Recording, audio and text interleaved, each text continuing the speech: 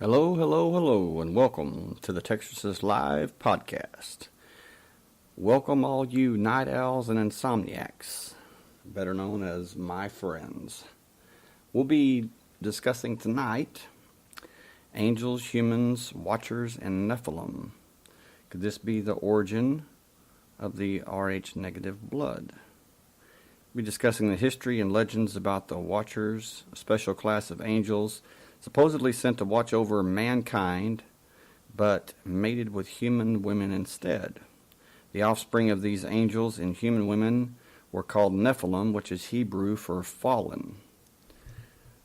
Do the descendants of the Nephilim live today among us, and is this the explanation for the mystery of the origin of the mysterious Rh negative blood? We'll discuss this and much more tonight in part 2, taking your questions, comments, and personal experiences by chat. We'll take a short break and allow listeners who want to join our live chat to do so. Be back in 3 minutes.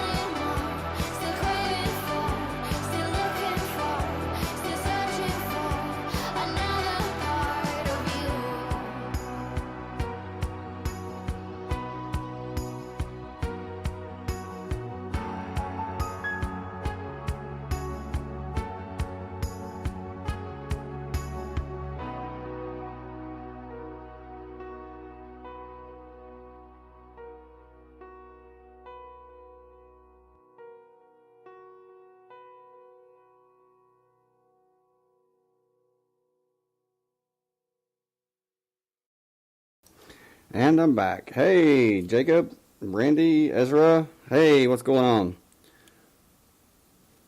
Hope you're all doing well. Last night we went in depth about a lot of things, and it's a really hard to keep track of because this reaches into every thing that you can think of. It's like an octopus, which in some of the secret societies, that's what they use as their logo, is the octopus, because its tentacles reaches into everything. And there's different things that I've looked up as far as the blood type and anomalous or unknown genes that some people have. It says gene swapping means you have alien DNA inside you. Normally, genes get passed down from parents to their young, but sometimes they can jump around, moving from one species to another. It says, what if a gene from an insect insinuated itself straight into your DNA? What if more than 100 genes from bacteria did? Would that make you some kind of horrible Frankenhuman? No, it would make you exactly what you are today. It turns out that genes are quite capable of hopping from one organism into a completely different species.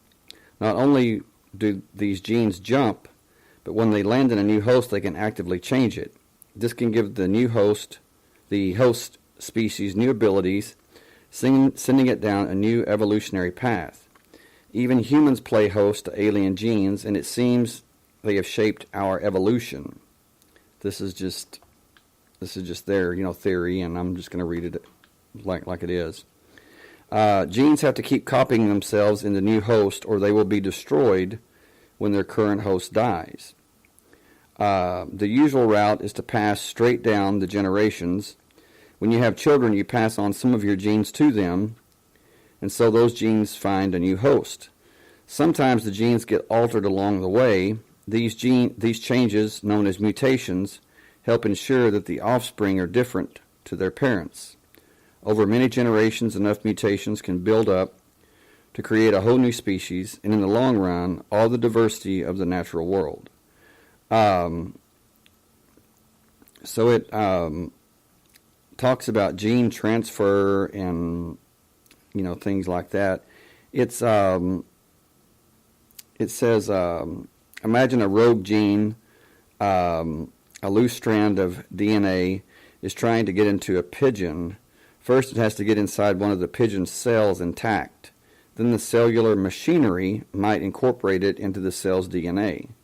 That's a lot of ifs. Hey, Nazarene. It said but the gene actually faces a bigger challenge than that. If it is to be transferred to the pigeon's offspring and stand a chance of long-term survival, it has to get into an egg or sperm cell or an early embryo. These are buried deep inside the pigeon's body. Even if the gene does get into an embryo, the embryo still has to survive to adulthood and reproduce, passing the gene on. Only then does the gene have a chance of spreading to the wider population. That's a lot of ifs, so it's far from easy for a jumping gene to become established in another animal's DNA. But if species live close together for long enough, genes can start moving. Now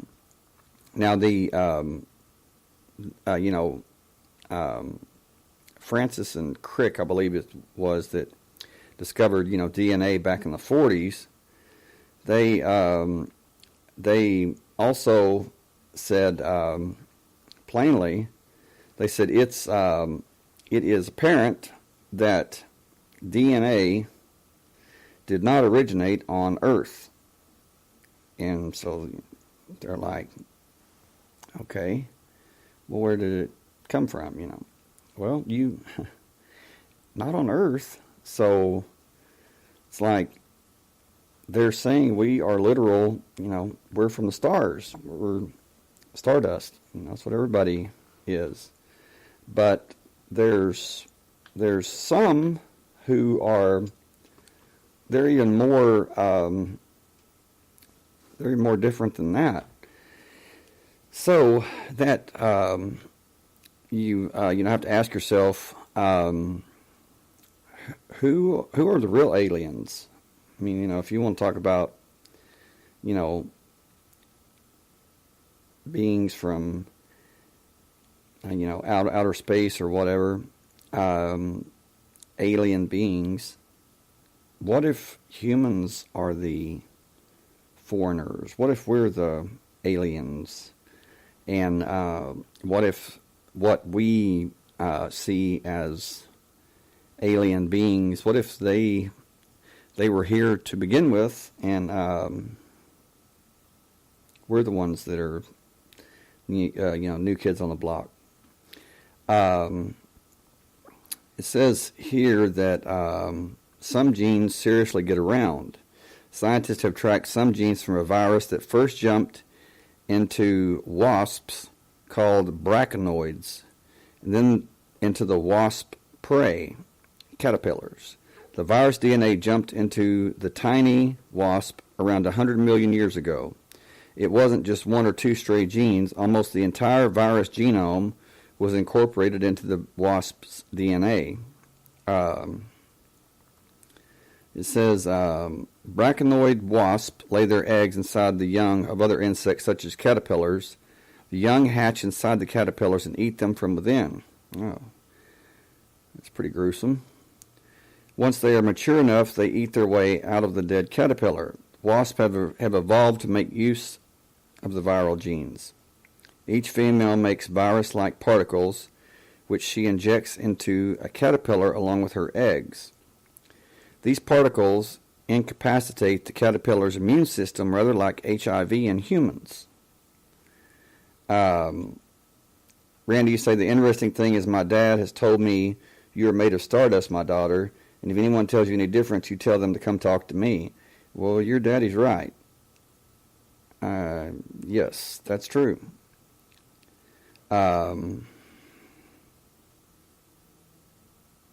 Very true. We are born from the stars. I mean, and that's why that there's a blueprint, there's a pattern, as above, so below. It's a pattern that moves in cycles from large to small, universal down to the subatomic. And that pattern, one of those patterns is the 12 months, the zodiac, the 12 zodiac signs, the 12 sons of Jacob, which later became Israel, the 12 tribes of Israel, if you want to call it that. And these are all patterned on the zodiac. Each son of Jacob in the Bible is plainly, patterned after each sign of the zodiac, and so it goes to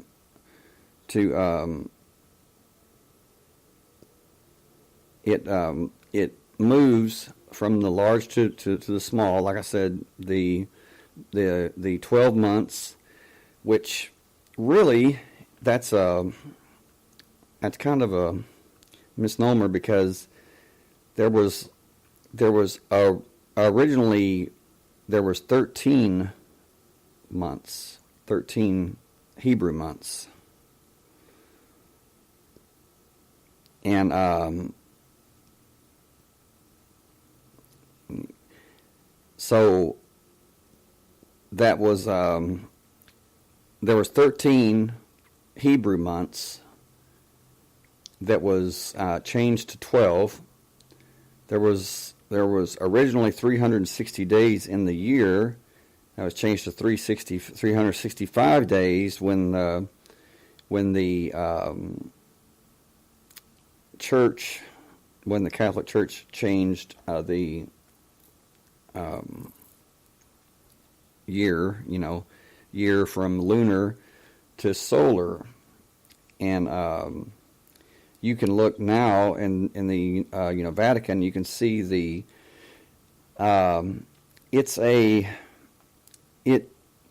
it claims to be a Christian church, but it's built. The very site of the Vatican is built on the ancient ruins of a pagan site that worshipped the pagan god Mithras, and it's you can see that it is based on solar worship. I mean, they worship the sun, and where the Hebrew year was lunar, and it was more, corresponded much more closely with humans as far as the month. The month was like 28 days, or 28 point something days, which follows a woman's menstrual cycle, follows the the lunar cycle, follows our circadian rhythms much closer than the sun. The moon affects us in a lot of different ways. We are 70% water or more. So just as the moon draws the tides in and out, so it also affects our bodies, and affects our the core of our being. So not to say that the sun doesn't, but the moon has a numerical value, an occult numerical value. I'm just gonna say it here. It's 1080. 1080. Okay. Now the sun, our sun that shines on us, has the occult numerical value of 666. Okay.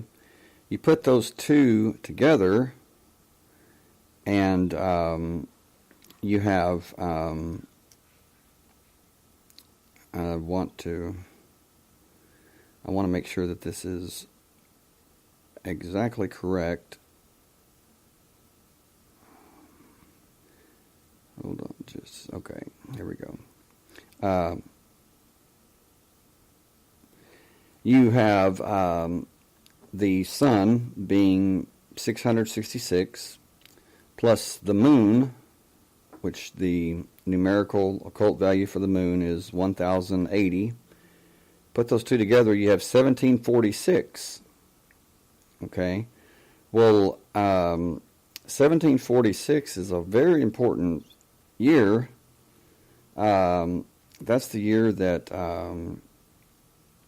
there was big changes in the United States, as far as the United States becoming a nation. And 30 years later, you had 1776, which was when the Declaration of Independence was signed and America became a nation. Now those 30 years between that, those 30 years are, gosh, I don't remember how that's explained, but there's an explanation for that. There's a reason for that. But 1746 is the sun and the moon, the solar and the lunar together. But as far as the Vatican, when you look at St. Peter's Square and you see the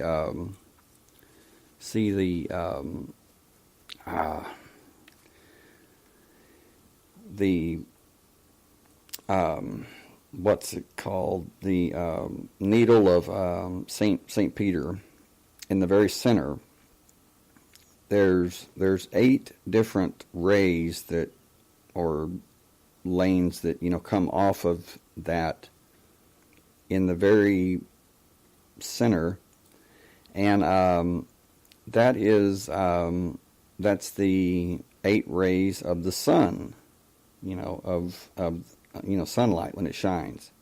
There's 8 different rays, and ironically, CERN, the Large Hadron Collider, it's octagonal. It has 8 different sides. It has 8 different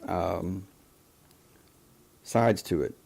So that octagonal shape, an 8-sided geometric shape, is very important to and has a lot of meaning to secret societies such as the Knights Templar, the Freemasons. It's a big deal, and I think that it goes back to what CERN is doing, and it's bad enough what they're publicly admitting doing. It's but what is more disturbing is what they're not making public, and it's just beyond belief, because truthfully, I mean, this is way out there, but that's where I like to stay. And I learned a long time ago that I used to think, oh wow, I think these things and nobody else does, so I'm not gonna speak out about them. I'm just gonna keep my mouth shut. Well, I've never kept my mouth shut. Anyway, I learned a long time ago, or I made a decision a long time ago. I don't care if people think I'm crazy. I could care less. Truth is truth, and it's like I say, if what I say resonates with you, then good. If it doesn't, then just ignore it. I'm not asking anyone to believe what I believe just because I say it. But if it does resonate with you, then great. But the truth is, in my opinion, is that CERN could have created a different timeline. They could have changed our time already, and if so, how would we know it? How would we know that we were on a different timeline? How would we know that we're headed to a different place or whatever? And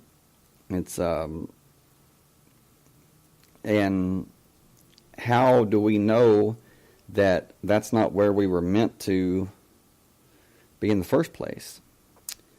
I think that everything happens for a reason. People are saying, well, CERN's going to mess things up, and well, if you look at it the way I do, it's nothing is going to happen that isn't meant to happen. I think that everything happens the way that it's supposed to happen, and it couldn't happen, any other way. But anyway, we're going to take a really quick break, and I'll be right back. So don't go anywhere. Be right back.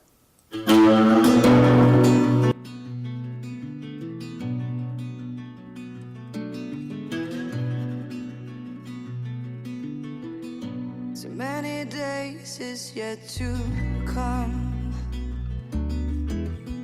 Too many times has come to pass. Too many moments put aside. Getting out alive, getting out alive. Writing letters in the sand. Lost to ocean's gentle hand. Through the sunrise I will thrive. Getting out alive, getting out alive.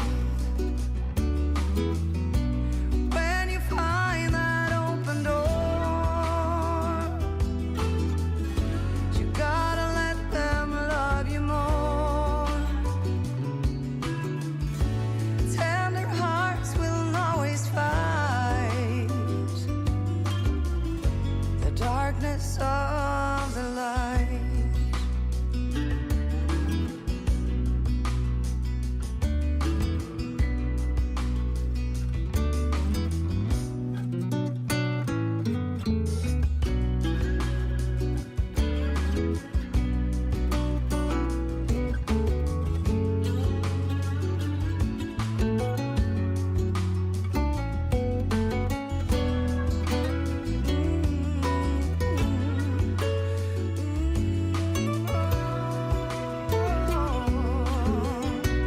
When you find that open door,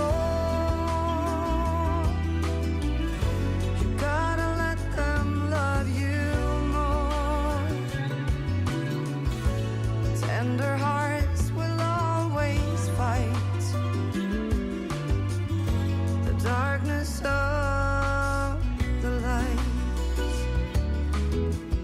The darkness of the light. The darkness of the light.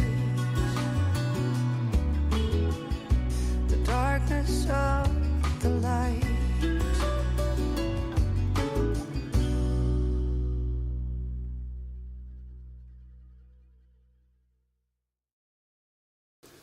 Okay, and I'm back. Anyway, so just wanted to get your views on CERN. CERN is the creator of the World Wide Web, and like I said, the Large Hadron Collider has 8 different sides to it. When you look at that, it's very menacing. It's just, there's something that's unsettling about it. And then when you think about the octopus, okay, the octopus being the logo for the Priory of Sion, which I've talked about that before, which I believe is probably the mother of all secret societies. It's definitely not something new, but there have been found Knights Templar fortresses that were octagonal shaped. 8-sided. Well, when you think about the World Wide Web, the web, you think about a spider. Well, how many legs does a spider have? 8 legs. So there's definitely that number 8, which is, the number 8's also the number for infinity. So, that's that's how the powers that be, how they hide things. They hide things in plain sight, which would be the last place that you would look. They hide things in full view, but it's just that people, they don't have the knowledge that it's there, and the secret societies and the those that are in power, they make sure that people do not learn how to read the signs and how to tell that there's what knowledge is there. So with CERN creating the World Wide Web, the internet, you have to ask yourself, what else could they have created?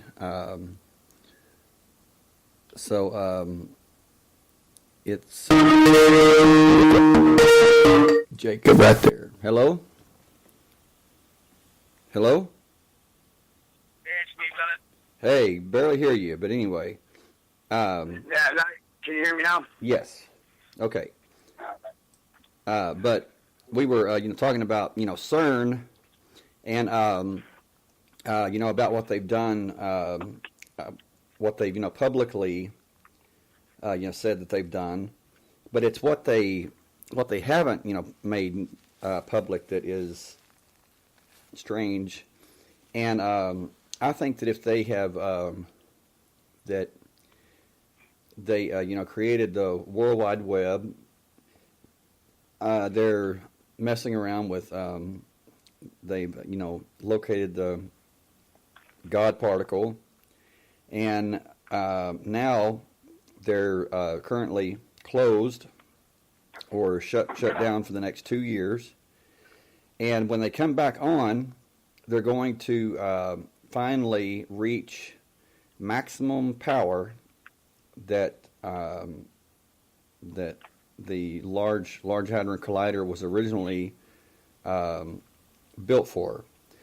So it's going to be operating at maximum power, and I just wonder what that means for us. I mean, that's kind of scary.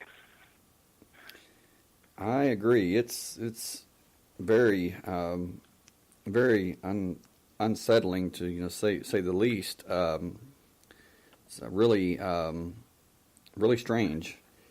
When you think about it. So it's like if they have that kind of power, if they have that kind of knowledge, if they have that ability, and for the quantum computing and things like that, then they're already operating at 99.9% of the speed of light, spinning those particles, accelerating those particles. If they're going to go faster than the speed of light, that's kind of worrisome. Yes, it is, because that would mean that that would mean theoretically that that they'd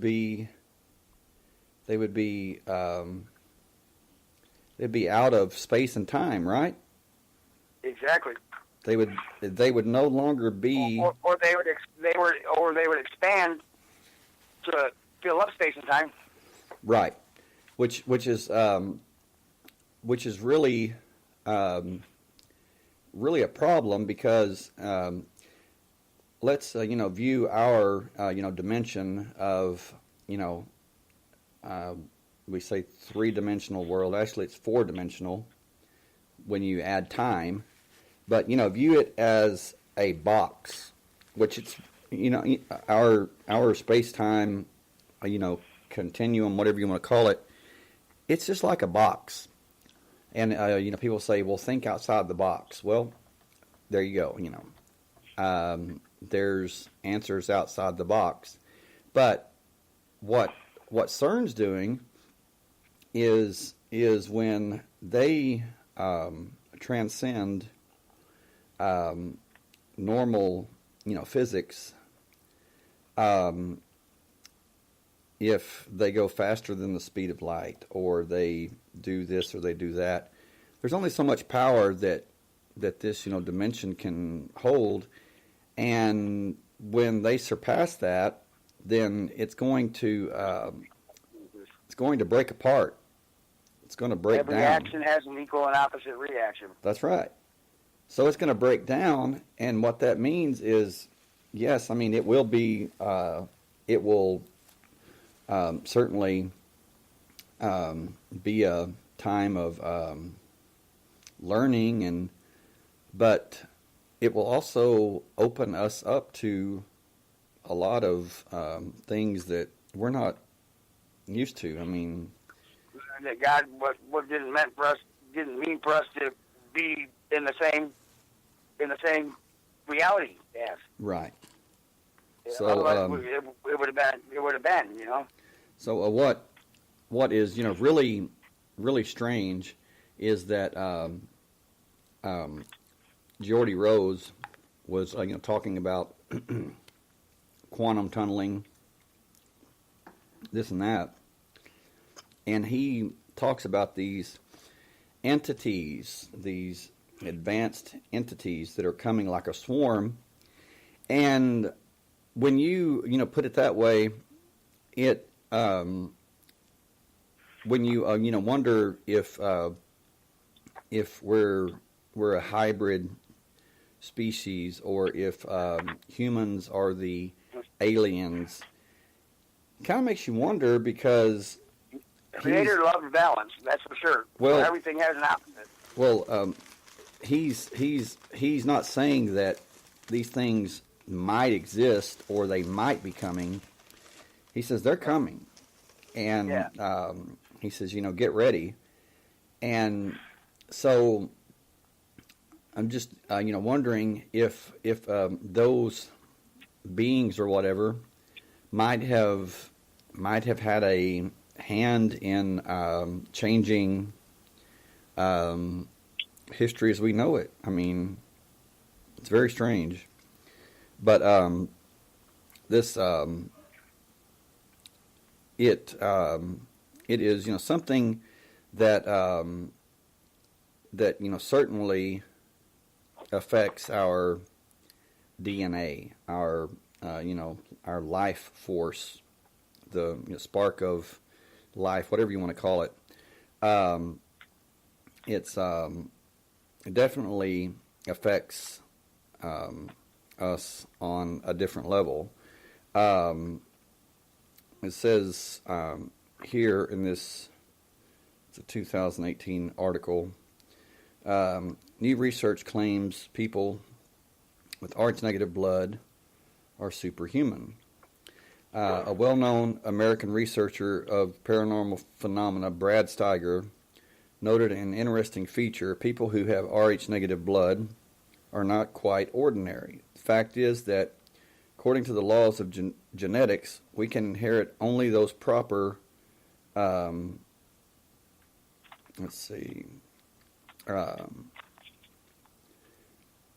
we can inherit only those proper genes from our parents, and it goes on to say people with Rh-negative blood don't come from Earth, according to a new theory.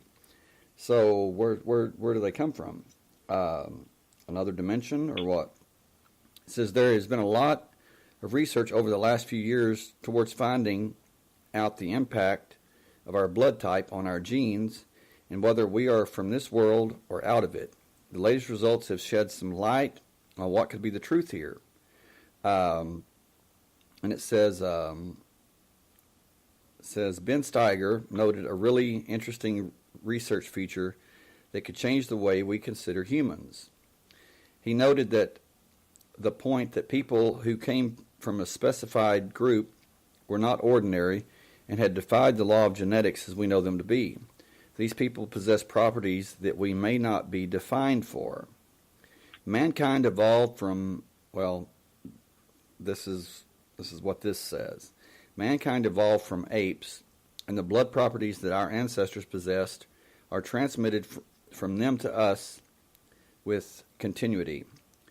Thus, Rh negative blood is quite different and points towards one thing in specific, which is mutation or extraterrestrial presence.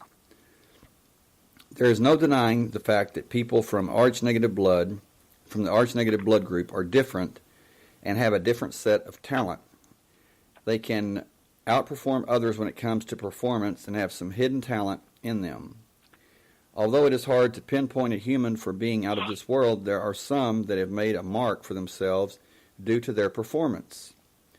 Here we look at 10 people that are really out of this world. So that's it. It says here, it's hard to pinpoint a human for being out of this world. There are some that have made a mark for themselves due to their performance. In the Bible, it says they were the men of renown, the men of a name. They made a name for themselves. And it's what this is, saying here. The brilliant soccer player, Cristiano Ronaldo, is Rh negative. Michael Jordan, Rh negative. Scarlett Johansson, Rh negative. Dwayne "The Rock" Johnson, Rh negative. Donald Trump, Rh negative. Brad Pitt, Rh negative. And it just goes on and on and on. These heads of state, whether they be presidents, prime ministers, dictators, most of them are Rh negative. Steve Jobs, Rh negative. Kim Jong-un, Rh negative. Probably most of the leaders in the world. Uh-huh. Probably most of the leaders in the world. Right. Exactly. And, so, I mean, where's this leading us? It's, We've already been led there, I think. yeah, I think so. If all the leaders are Rh negative, then, that says something. Hey, there's Mona. But that's why that that there's some people that have publicly attacked me, like the guy that I was talking about in the group I was in last year. He freaked out. I mean, he was like, I know who you are. I know what you are. I'm like, whoa, buddy, slow down. I mean, this guy was like terrified, freaking out. And he said, yeah, he says, you've got those viper eyes, and my eyes are green. He says, and I know what you've done. He says, but wait. He says, I don't want you mad at me. He says, I don't want you doing anything to me. I said, look, I'm not that way. I'm not going to do something to you. And I'm not one that's trying to, dominate the world either. I mean, I don't want to see world, domination at all. I mean, I don't care if it's, for good or bad. I don't want to see that. And but there's a lot of people that do. And unfortunately, most of them are Rh negative. And it's like I was, contacted by this group, agency, whatever, 10 years ago. It seemed to be 11 years ago. And it was very strange. They was like 3 o'clock in the morning, and I'm on my laptop, and it's just like it was like a playback from the Matrix. I mean, I felt like I was Neo, and it was so weird. And did they want samples of your blood? I was sitting there, and I was looking up, researching different things, different places on Earth, different physical places, and it caught their attention. And when it did, I noticed that my computer started freezing up. And then... Yeah, certain things that my online won't let me look at. Just point blank. Man. Something always happens. This was like, my computer started freezing up, and I'm like, okay, what's wrong? And then, very slowly, from the top down to the bottom of the monitor, it goes black. And as soon as it reaches, man, my hair's standing up now. As soon as it reaches the bottom, it's totally black, my cell phone rings. And I answer it. It says unknown number. And I answer it. And there's a man on the other end of the line with a strong German accent, and he says, "We know what you're doing." And I'm like, "Do what?" I mean, I'm thinking... I wasn't trying to hide it, really. I mean... Yeah. And I'm thinking, you got to be kidding me, This is a joke. And I said, "Who are you?" And he says, "I am," I'm not going to name his name or anything, but he says, "I am such and such." And he started naming, these other, people, their agents or whatever there. And they all had, hey, Patricia, they all had names of major German cities. And you could tell that his accent was very, very heavy, German accent. And he says, "We know what you're doing." And I'm like, "Who are you?" And I said, "Are you with the," and I named this group, agency or whatever. And he says, No. He says, "Try not to think in terms of of a government." He says, "Think more in terms of a world, a world agency." And I'm thinking, okay. And I said, "This is a joke, And he says, "No, this is no joke." And I said, "What are your credentials?" And he named them off, just boom, boom, boom, boom, boom. And I'm thinking, this guy's good. And I said, "Oh," so I waited, like a minute. And I said, "Would you give me your credentials again?" He did, and they were the same. I mean, nothing was off. And I'm thinking, okay, this is getting kind of eerie, And I said, "Did you turn my computer off?" And he says, "Yes, we did." And I said, "Well, what have I done to gain the attention of your illustrious agency?"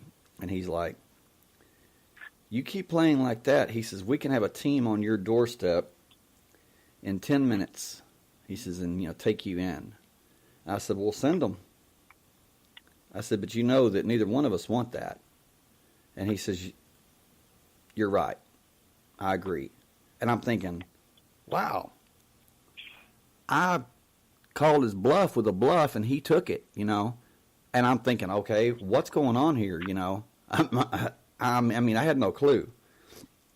And, yes, well, that's what he said. You say, "Randy, you were getting too close."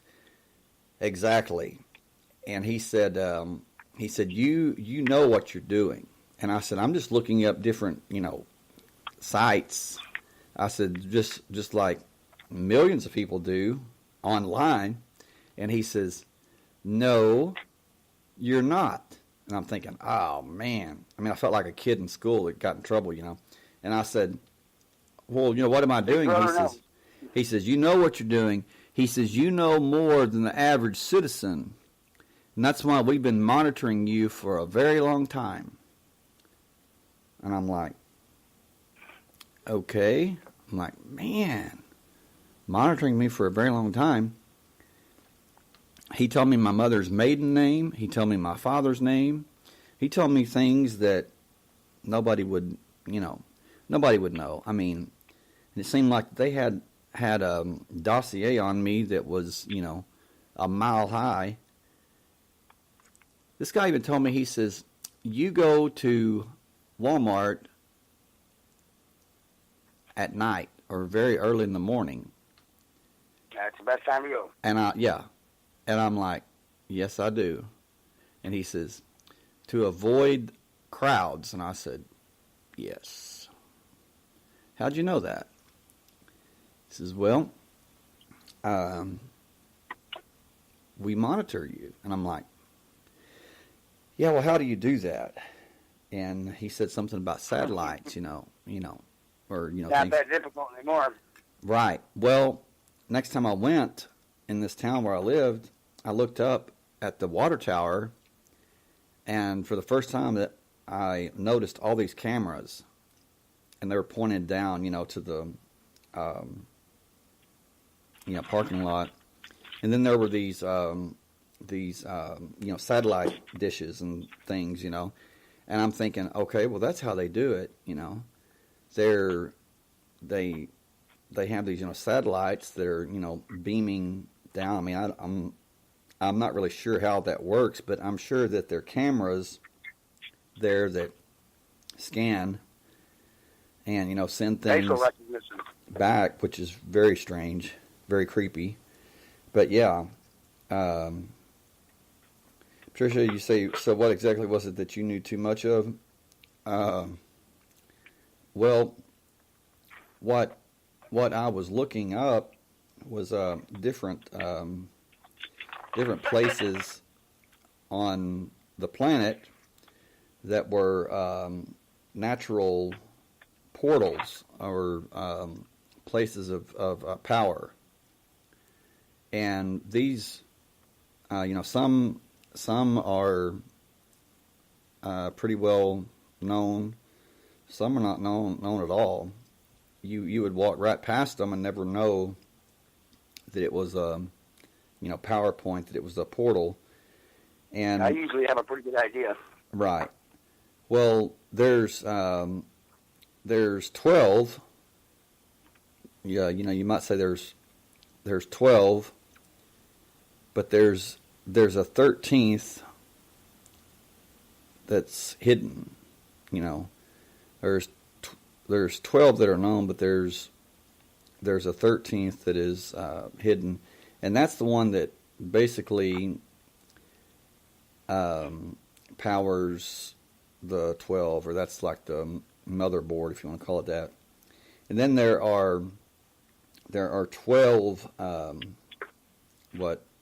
what I would call, or what Ivan T. Sanderson called vile vortexes, and those are, there's like 12 positive, 12 negative, and but each one has a 13th that is hidden, and so that's what I was looking up. And man, they just shut everything down. And he said we want to make sure that you're keeping your nose clean. That was his exact words. And I said, as in what? I said, how do I keep my nose clean? He says, you don't share this. This with the public. And I said, wasn't planning on it. I said, I don't know that much anyway. And he says, yes, you do.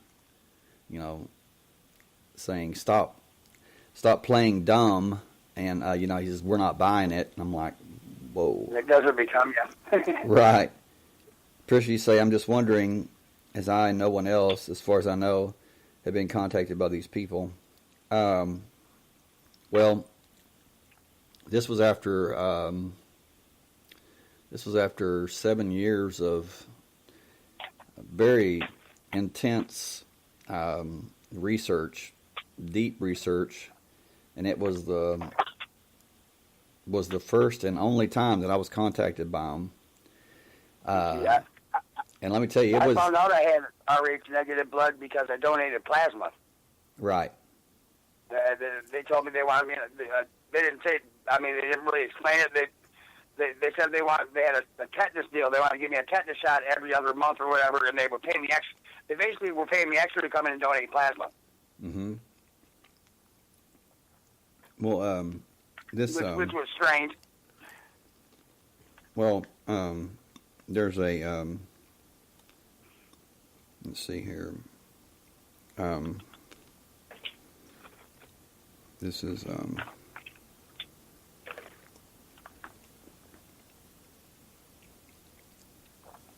why are the powers that be tracking people with Rh negative blood so closely?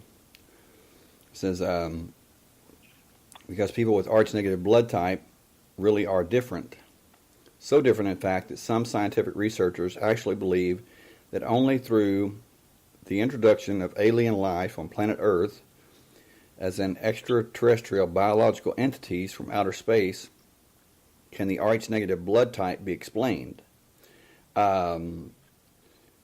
Says there is an unbroken bloodline from early human prototypes, pre-humans, to present-day human beings. And the Rh negative blood type circumvents that. It's just planted right in the middle of it's like completely different, and it's just boom, it's just dropped right in the middle. Randy, you say I tried to donate once, but was on depression meds, so they refused to let me.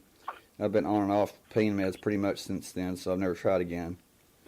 Now they wanted me donating the maximum amount of times. I know that. Yeah, I've donated before and was the same way. Of course, I'm O negative, and they it was really strange because when they first took my blood, they said that they might not be able to that I might not be able to donate because they thought that my blood might destroy different blood or something. They told me some kind of BS about some kind of tetanus shots in a program, but I never got one. Not one. They paid me an extra $10 every time I donated, but they never gave me a shot one. Right.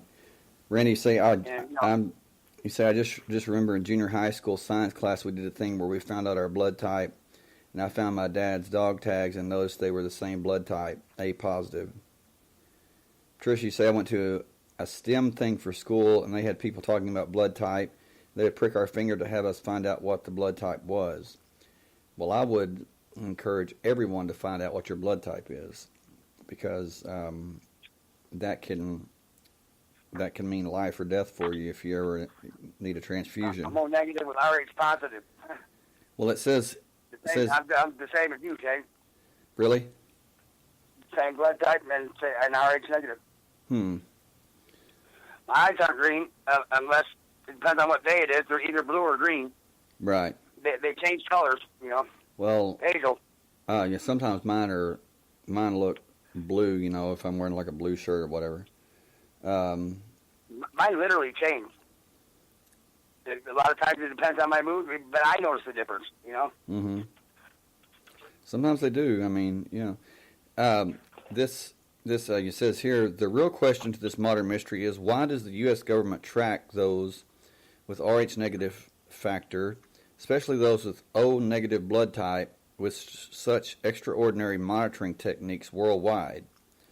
It says the answer to this question can be answered from one little known factoid, and it goes on to say that factoid became evident to anyone who watched the X-Files for any period of time. Now this goes out to, it says, 2016 X-Files episode, there are no alien abductions, only government kidnappings. This very popular science fiction television series was actually coded in such a manner as to disseminate numerous hidden truths about the secret workings of various organs of the certain agencies of the U.S. government. It was particularly designed to disclose critical details about covert operations of the black-budgeted intelligence agencies and special secret services dealing with UFOs, alien visitations, and extraterrestrial civilizations, both genuine and fabricated.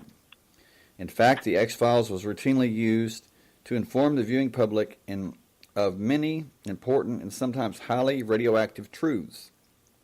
This is what I was saying about movies like The Matrix, all three Matrix movies, is that, people say, well, that's just a movie. No, it's not.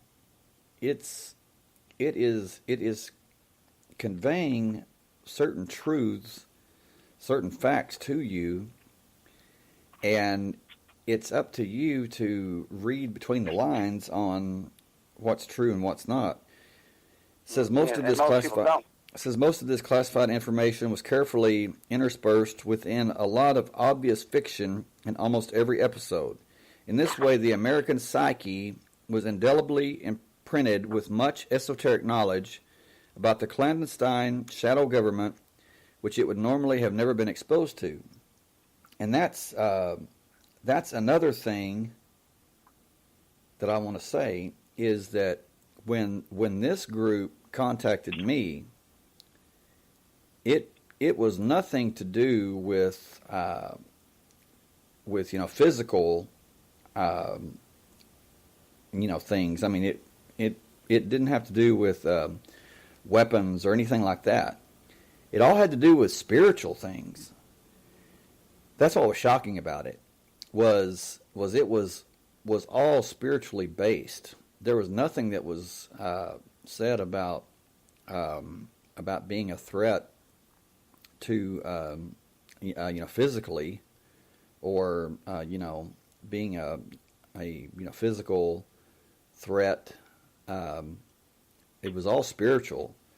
It says here, the final series of the X-Files revealed one very important truth about the notorious alien abductions, which is now considered common knowledge among UFO and extraterrestrial researchers, that there were and are no alien abductions, there are only government kidnappings, and that the exceedingly impressive Roswell UFO incident, just like the other much-publicized UFO events, was actually executed by the U.S. military in Hollywood to spread the fake story that aliens are visiting us and even crashing their spaceships into Earth. Apparently they ran out of gas. And let's see, Randy, you say Scully and Mulder had a son together.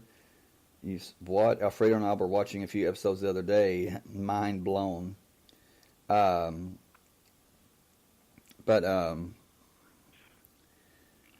It says here, the key point, all alleged alien abductions were actually elaborate hoaxes perpetrated against unsuspecting people who were transported to specially equipped labs deep underground.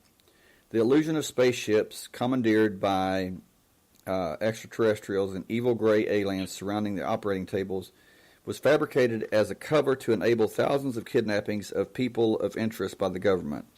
Now this is just, this is what this says. I'm not saying that I agree with it. I'm not saying that I disagree with it. I'm just a lot of them abductees talk about how the aliens are able to stop time. Right. Exactly. And not just that, but they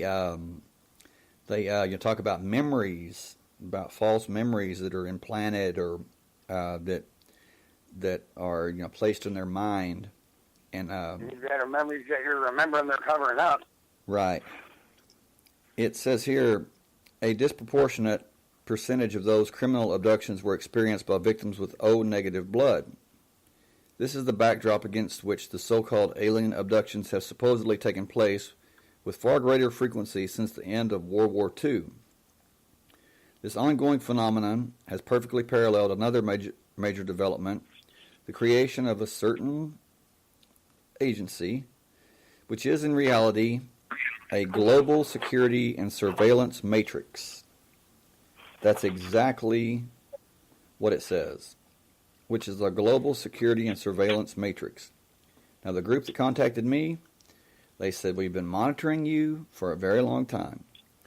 I said, okay, are you with, the government? They said, well, try not to think in terms of government. Think more in terms of world, global.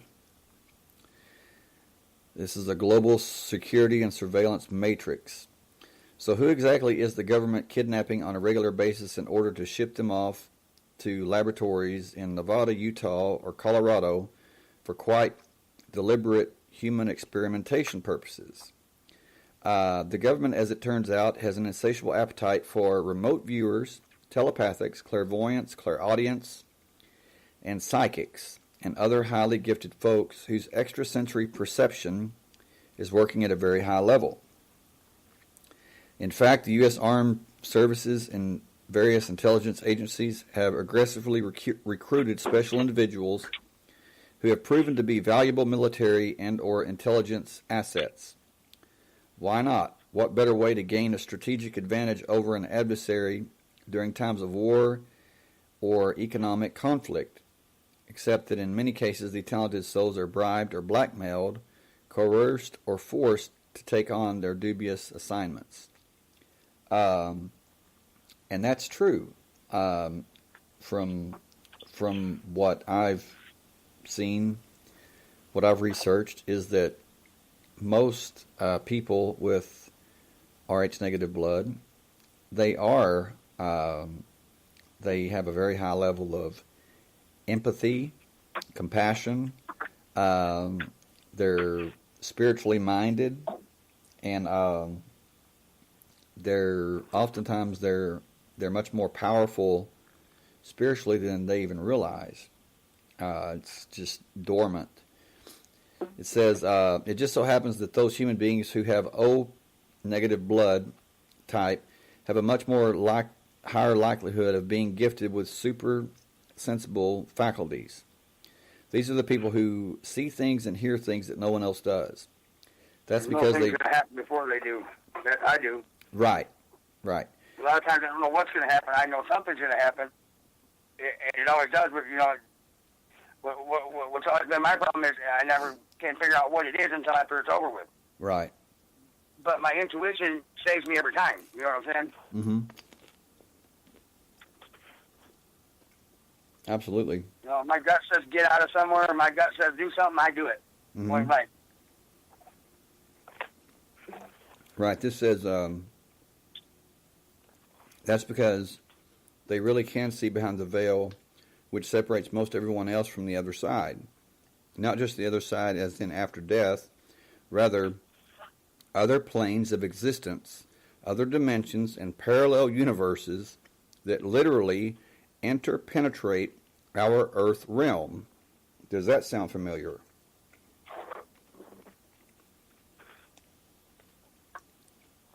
Earth that explains a lot of the Mandela Effect for a lot of people. Mm-hmm. And I think a lot of people jump, whether they know it or not, jump from dimension to dimension. Right. Well, one thing is, about the Mandela Effect. There's a lot of it that can be explained, and then there's some that that can't. They prefer people to think that 1 million people remember something wrong than something else is obviously happening. Mm-hmm. Right. But, to me, that's like the horse thing. If one person calls you a horse, you're not a horse. If 2 people call you a horse, you're probably not a horse. If 3 people and 4 people and everybody starts calling you a horse, you're a horse, whether you think you are or not. Right.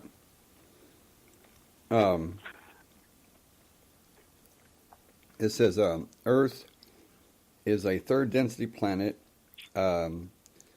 which I don't know what that means, but anyway, it says, so the O negative types can perceive the higher densities before most others can, especially as in the present space-time continuum. As the space-time continuum morphs through the 4th density, RH negative folks are more attuned to extraspatial events and extra-temporal changes. I think a lot of us hop. These modern-day prophets are just like the seers and sages of old who could literally see into the future. They were the oracles and soothsayers of yesteryear, as they are the futurists and prognosticators of today. The vast majority of them are completely unknown to themselves as well as to their communities.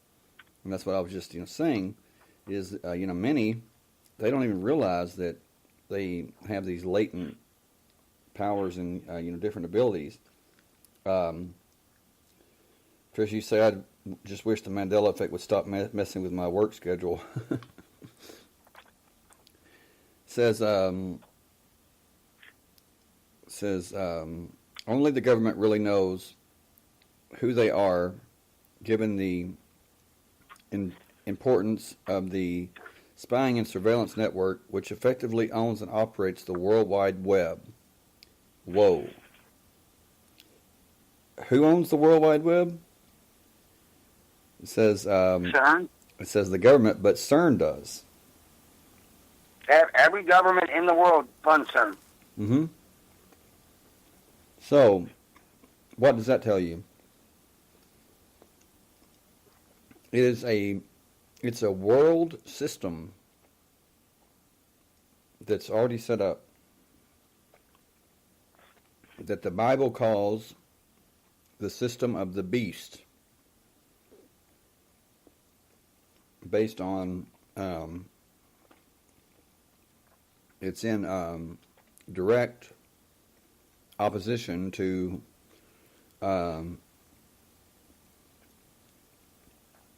what is considered good. It's evil. It's the beast. It's based on the beast system.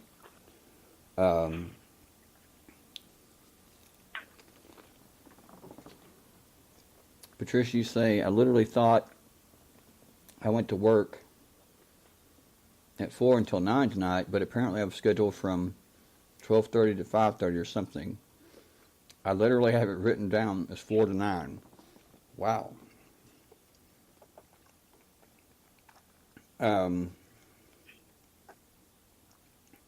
Randy, you say so about I've had schedules change like that. Right. They didn't change for anybody else. Or nobody changed them. That's it. It happened. Randy, you say so about the X-Files. There's one where they can't remember a guy that's supposedly part of their team, and they're talking about the Mandela Effect. The third guy says, no, it's the Mengele Effect. Joseph Mengele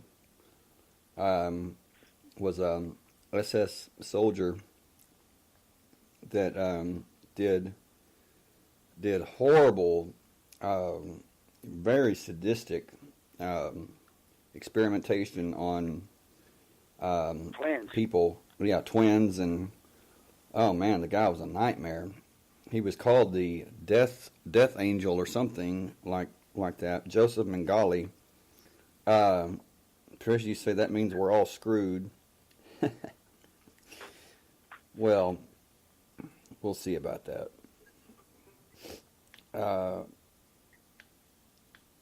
Yeah.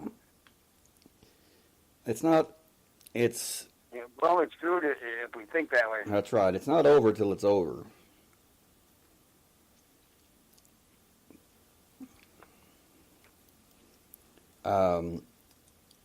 Yeah. So don't. If you think you're screwed, then you will be. But if you, if you know yourself, then you know that you're not screwed, and that's just it. I can disappear. I can go off grid real easy, and nobody will ever find me. Well, that's just it. Is when they told me, they said, we can have a team on your doorstep in 10 minutes and take you in. And, mind you, this is after 9/11, okay? They can do that now. So they don't have to have any camera anywhere on a stoplight, on a pole anywhere. The facial recognition software is so good, they can find anybody anywhere. Right. And they you don't have to do anything. You don't have to commit a crime or anything. They can come. They can take you into custody without you having done anything. That was that's part of the Patriot Act. A lot of rights away from people. That's part of the Patriot Security Act. has all the rights that they, And Homeland Security and the NSA don't even need warrants. one thing that I want to add too is that I was shocked when 9/11 happened, and it was just days after, and everybody's saying, "Yeah, we got to bomb Iran, or we have to bomb Iraq," and I'm thinking, "What the hell's wrong with you? I mean, Iraq didn't have anything to do with this." And next thing you know, man, we're bombing the hell out of Iraq, and I'm thinking they didn't have anything to do with it. Why are we doing this? To invade one of the oil-rich countries now, wasn't it? Right, exactly. And it's like people are like, yeah, we got them, and I'm thinking, what is wrong with you? I mean, we got who? I mean, got a bunch of innocent people? We could have took out bin Laden at any point in time that we wanted to. Well, that's another thing. American people don't understand that. That's another thing is, people are like, well, it was bin Laden. Really? I mean, because was there really enough time to say that it was with, certainty that it was him that, did this? I mean, he took credit for it, of course. That doesn't mean he did it. But they say he took credit for it. They say he took credit for it. And truth is you can't go by video camera. You can't go by videos now. You can't go by, a recording of somebody. My God, I mean, they can. If it's a big enough event, all the groups are going to claim credit anyway. They can change, they can change, video. They can create video now of, somebody saying something that they never said. So, and I thought it was very strange that when they supposedly killed bin Laden, they, buried him at sea, which is in direct opposition to. None of that was insult to injury. Because his body wasn't prepared properly, he can't get into heaven according to his religion. Right. Well, too, something on that scale, show. I want to see the body. I think that everyone everyone wanted to see the body. Right, and I think they deserve to. But did they? No. They were just told about it. No, and which begs the question: is he still out there? Exactly. My point exactly. And get this. Most people, they don't realize that the bin Ladens and the Bush family are very close. I mean, they're, business partners. Matter of fact, the morning of 9/11, George Bush Sr. was sitting next to none other than Salam bin Laden, Osama's brother, at a meeting in New York. He was sitting next to the brother of Osama bin Laden. They're the ultra rich. George Bush Sr. Billionaire. I'll say it again. George Bush Sr. was sitting next to Osama bin Laden's brother the morning of 9/11. Now, I don't care how ignorant somebody is. I don't care. But when you go into a room, a classroom, where you have a book upside down and you're reading it to children, or you're pretending to read it to children, and an aide comes in and tells you that the country that you're president of is under attack, you don't sit there silent. No, unless you already knew about this. Unless you already knew about it and you're waiting for the other plane to hit or something. I mean, think about it. Why would you sit on your ass and not get up and do anything? It's certainly not because, you're reading the book to the children. You're burning precious time. And why? If you look at the footage of the buildings when they collapsed, I've seen buildings be demolished that way, and they fell just like they were demolished. Like, well, exactly. I've seen them drop, big buildings like that straight down. Exactly. The towers went straight down. That was kind of weird. Well, one thing that I can say about 9/11 is I don't know exactly what took place behind the scenes, but I do know that 10 days prior to that, I became very, very, I guess you would say, one of the darkest valleys I've ever been in. I mean, I was so depressed, so filled with grief for some reason. I didn't know. I didn't have a clue what was going on. And me too. Well, in a way, I went on a bender. Well, this was so bad that I missed work for like a solid week. And I told him, I told him, I said I have the flu, really bad, and they were, very nice, very understanding, and I mean, after a while, it was like, do you think you could come in for like half a day? And I said yes. So I went in for half a day on the 11th, and that morning, somebody came in and said, America's under attack. The World Trade Center has been hit by planes, And as soon as that happened, I felt fine.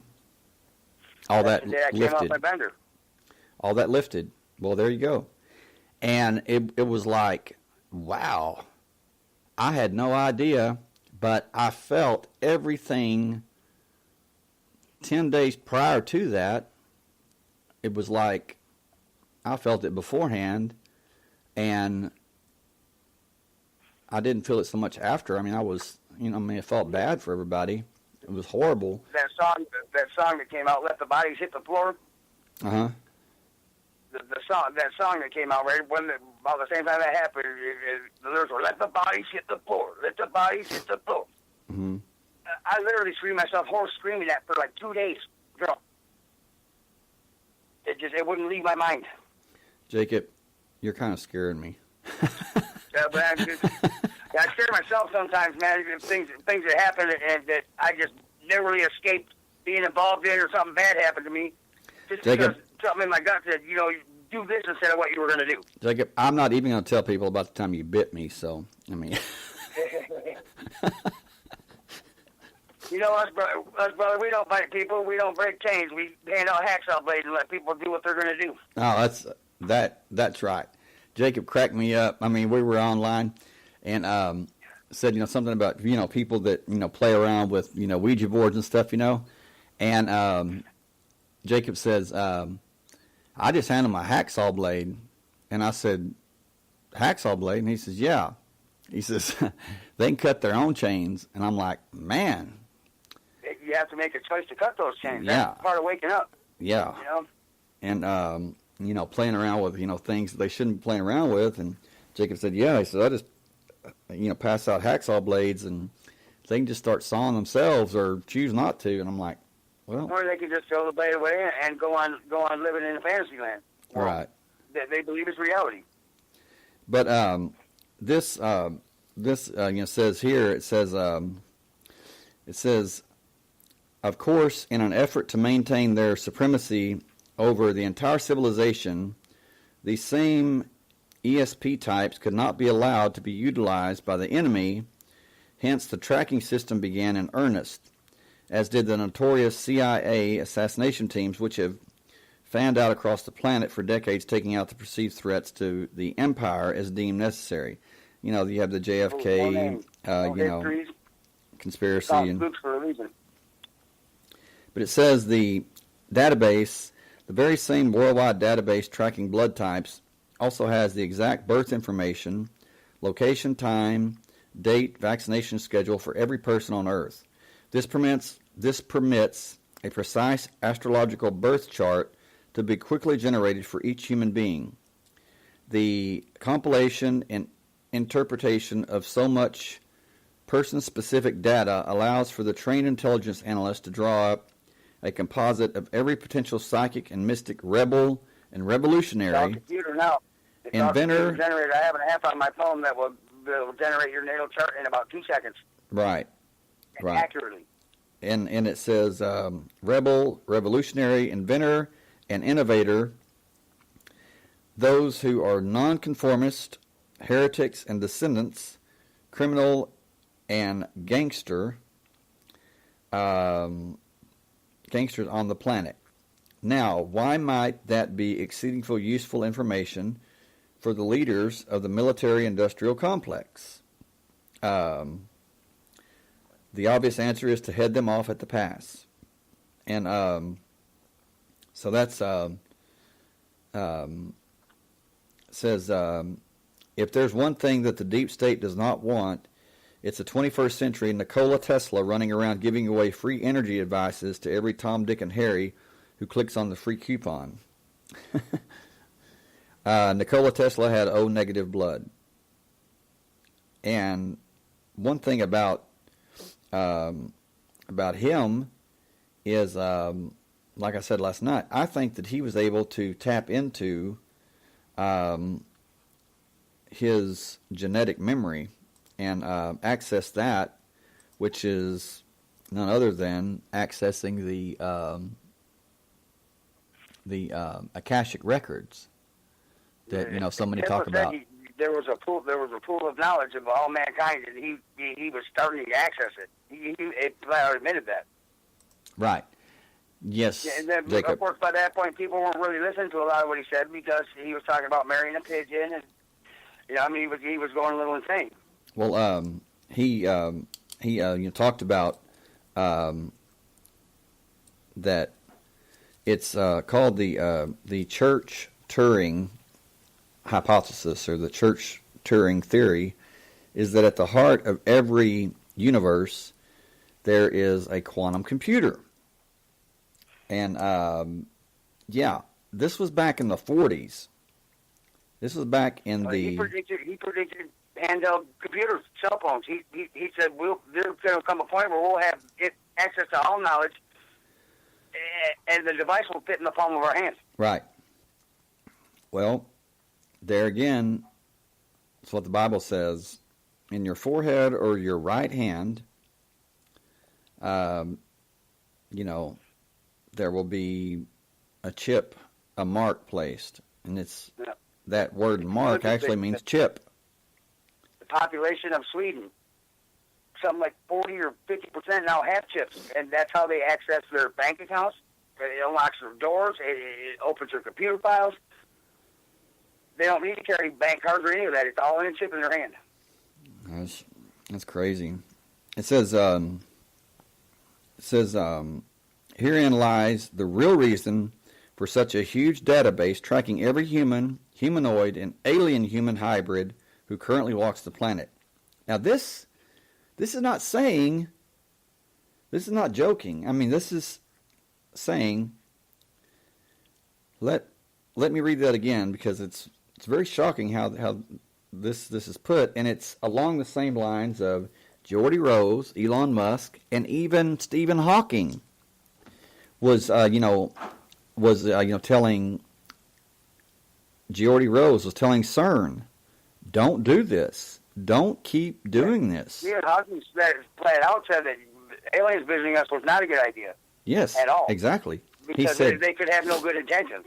Yes, he said that their intentions would not be good, and he said that it would very likely lead to the destruction of mankind, the destruction of humanity as a whole. Which look up the 2030 agenda, and Elon Musk himself has said that he doesn't see humanity going beyond 2030. Now, I don't agree with him on that. But just him It's not saying the way that, we are now. just him saying that, you know, that tells me that he knows something that most other people don't know, or he has he has some powerful knowledge, which he does anyway. But he has connections. He has, you know, people that are telling him about this. Look up the 2030 agenda. But it says, herein lies the real reason for such a huge database, tracking every human, humanoid, and alien-human hybrid who currently walks the planet. Control. When just two of these very special people get together, they can not only start a nation-changing revolution, they can trigger a revolution of consciousness.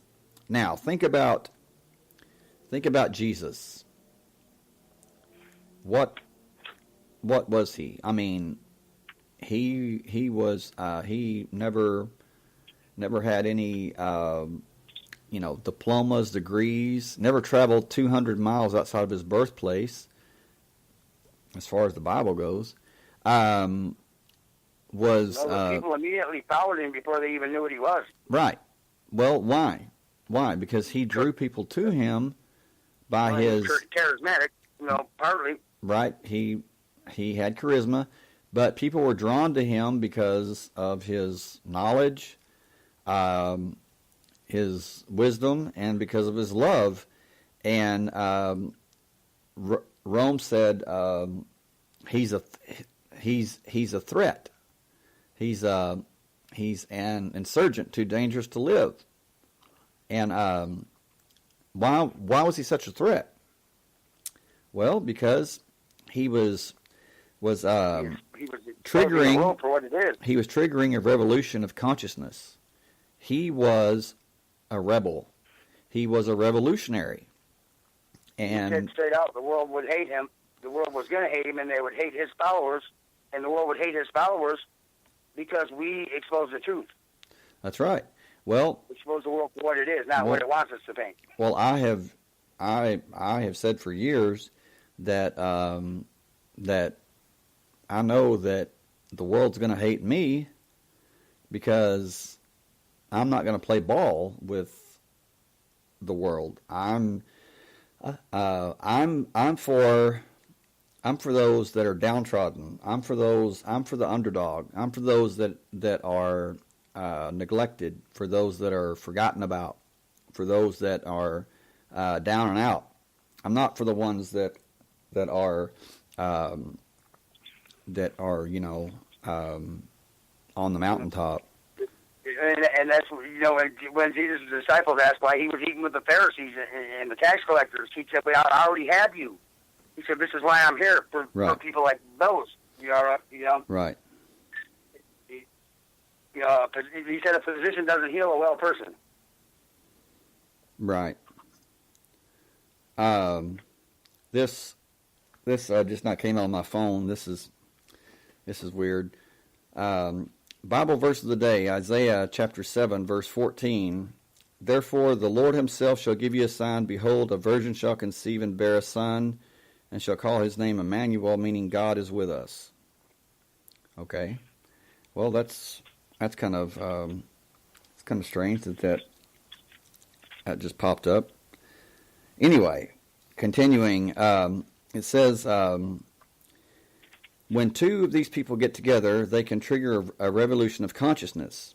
With the internet now operating at full tilt, the real opportunities for unparalleled collaboration are virtually endless among those with psychic, and I hate to use that word, psychic, but psychic abilities. So are the chances. Think about it, the internet has woken so many people. Right. Mass communication, It says here that when the really advanced O-negative types begin to conspire with like-minded people who operate across all scientific disciplines, both theoretical and practical, not even the sky is the limit. And I agree. If you think about it, it's just like anything, Shane. You have people that play ball and people that don't. Right. Right. This says, inescapable adversaries. It says, now the reader knows why many O negatives are literally tracked and oftentimes hounded throughout their lifetimes. Think about Tesla. Of course, the same goes for any other person who demonstrates superior intellect, brain capacity, extrasensory powers, prophetic abilities, or other unique proficiencies who is not O negative. There are plenty of these folks who are also giving the powers that be major headaches as well. The indigo and crystal children are especially troublesome for the establishment, which is the very reason for the much vaccine-induced autism and attention deficiency hyperactivity disorder. All of these exceptional characters are ultimately split up into two categories, the assets and the liabilities. They are considered a friend or foe of the deep state. They are either a very serious part of the problem or an integral part of the solution as far as the powers that be are concerned. Now, that's another thing that was shocking is when they contacted me, they offered me a job. They offered me a job with them, and it was a foreman. You know, they wanted me to be a foreman. I said, a foreman of what? And they said, well, a foreman over people. And I knew immediately they weren't talking about, you know, people that were working because they chose to work. I said, oh, you're talking about concentration camps. And they, whoa, we don't use that term anymore. It didn't work so well the first time.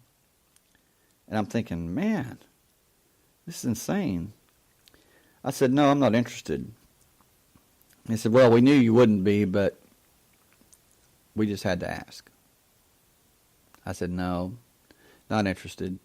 And so it went on, and he was, you know, testing me as far as what I knew, and I guess I passed the test all right. And he said, we'll be seeing you in the future. And for some reason, I still don't know why, I said, I know. And he hung up. And my computer came back on, and so my basic answer is that I'll be seeing you in the future is not if I see you first. Well, it's like I don't know why that I said that. I know because I didn't know. I mean, I don't know why I said that, but I said it. Somewhere inside you. Yeah, exactly. Somewhere inside of me, I did know, but it's like when I told him, you know, he said we can have a team on your doorstep in 10 minutes. I said, send them, but neither of us want that. I didn't plan to say that. I don't know why I said it, because you know, it would be me saying, you know, thinking, oh man, this is bad. You know, I don't want this to happen. But for some reason I said, send them. You know, it's like, come on. And I'm thinking, why did I say that? I'm thinking, why did I say that? You know, and then this was something that came to my mind, and I'm not being religious. I'm just being spiritual and being truthful. Is Jesus says in the Bible, he says, when you're brought before the powers that be, when you're brought before those who can take you and imprison you and put you to death, he says, when you're questioned, don't worry about what you'll say. He says, because your Father in heaven will give you the words to say and will speak for you, so you don't have to worry about it. And I really believe that was the truth in my case, because I would not have normally said those things, and I said them for some reason. It was like something just, you know, took over, and you got angry. Yes, right, exactly, Randy. That that was basically the exact attitude, and I was like, oh man, that was not good. That was not a good play on my part. But it was because he's like, yeah, I agree. And I'm thinking, wow. And it was so weird because in my mind, which this is really, really far-fetched. I mean, it may seem crazy, but in my mind, I could see myself stepping out on my porch, and I could see this, team or whatever, coming up. This was all in my mind, okay?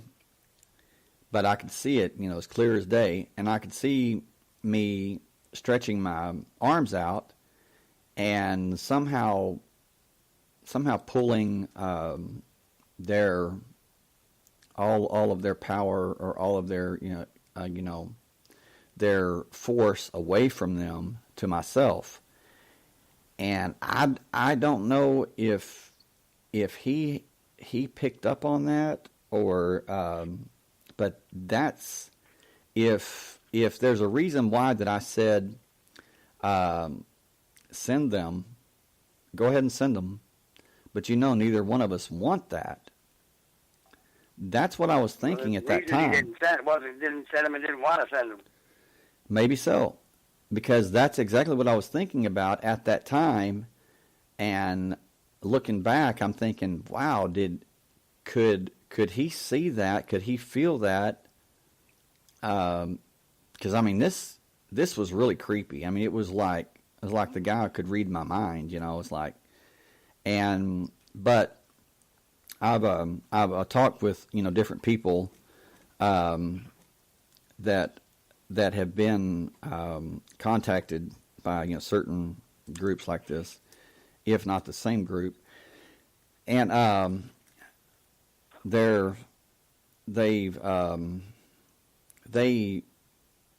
it's weird, but they say they've said the same thing. They said it's like they were afraid of me for some reason. And I said, yeah. I said, I know. I said, I know the feeling. I said, and I'm thinking, why would they be afraid of me? It's like, whenever I said, yeah, I said, go ahead and send them, but neither one of us want that. I'm thinking, well, I don't know why I said that, because if somebody has a team against one man, it's pretty easy to, take that man into custody and, right, Randy, she says, because you weren't intimidated by them. Yes, but the truth is, when they approach you, you can take their courage. You right. can make them afraid. If you can make them afraid, right. Which and you're talking about people that are not used to feeling fear.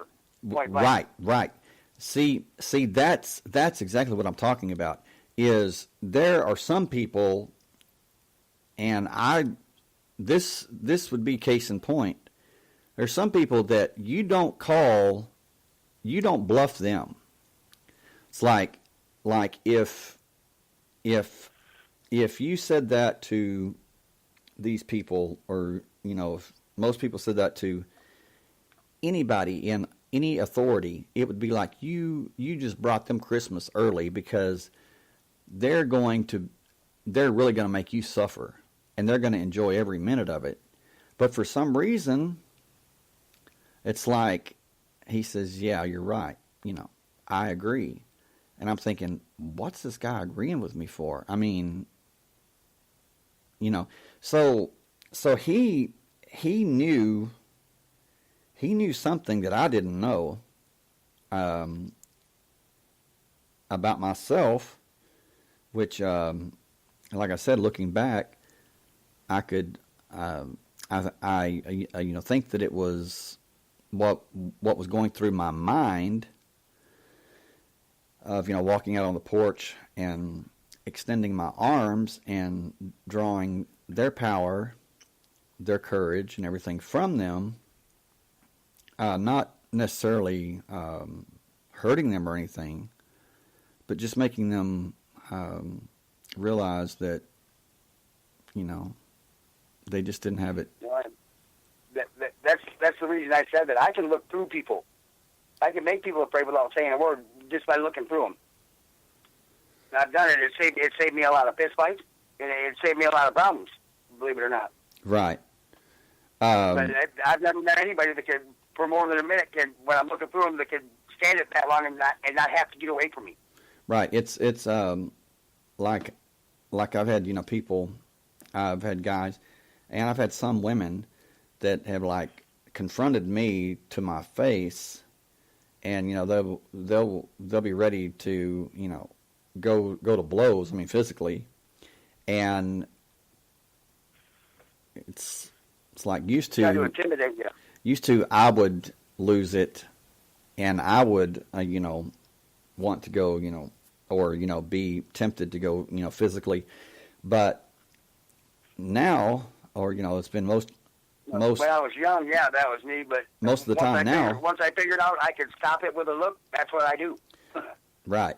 Most of the time now, I can look at them and draw from them, and while I'm talking to them, and make them, bring them to tears. I mean, some of them have just been crying, weeping. But Jacob, Randy, and Patricia want to know what the app was that you're talking about as far as the natal chart. Go on Google Play, go on the Play Store and look up pre-natal chart generator. I'll look at it. Let me make sure that's the name, but I do believe that's the name of it. I did have that app, but you have to know how to read it, and it is in depth. It is in depth. It was too much for me. It is what you should take. You should take a professional astrologer hours and days to do, and they charge big money to do. But it's pretty dang accurate. Well, this is a very interesting. Yeah, it's just called natal chart. Okay. Natal chart and astral chart generator. Okay.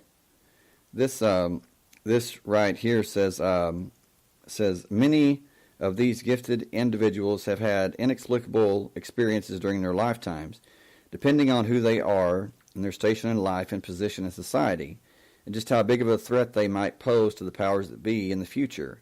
Some of those experiences ought to be seriously reevaluated. When looked at through the lens of Rh-negative blood, understanding many things will begin to gel. For instance, why were they arrested for jaywalking at 18 when everyone does it?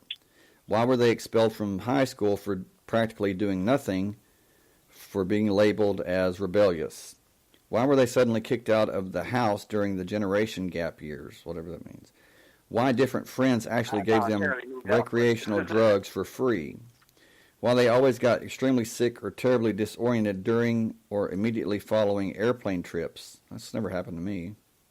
Why were they rejected by one college only to be accepted by another, which did not make sense? Well, I know what they're talking about. It's things that, things that happen that have no rhyme or reason. My mom had me and my brother in family counseling for years. And 3 different counselors told me after about the third time they talked to me that there was nothing they could do for me because I was too rebellious. They couldn't understand anything about me, and then they pretty much said that by the third time they were exasperated. Well, one thing that I've learned is that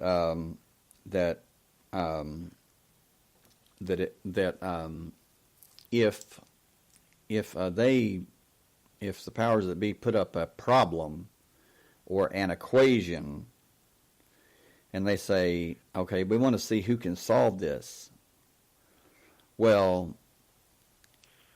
if I could solve it, I wouldn't solve it, because that would be your ticket to being taken in, finding yourself on the lowest level in a padded room, solving, decrypting messages for them, puzzles for them, and for the rest of your life. Nobody know. That's playing ball. Nobody would know where you went. You would disappear. And so, just because you can do something doesn't mean you should do it. Or, The trick is never play ball with anyone. Yeah. You know what I'm saying? Once it's out there that that's a possibility for you, they will try to recruit you. And if they try and you refuse and you don't want nothing to do with it, don't expect things to go right. Don't expect opportunities to come like they're supposed to or they should. Expect great opportunities to go away for no reason. Exactly. One thing, Patricia, you say disorientation after flights happens to me. I always felt like I was still taking off or suddenly dropping. Well, there you go. That's never happened to me, but it says that it does happen to people like that.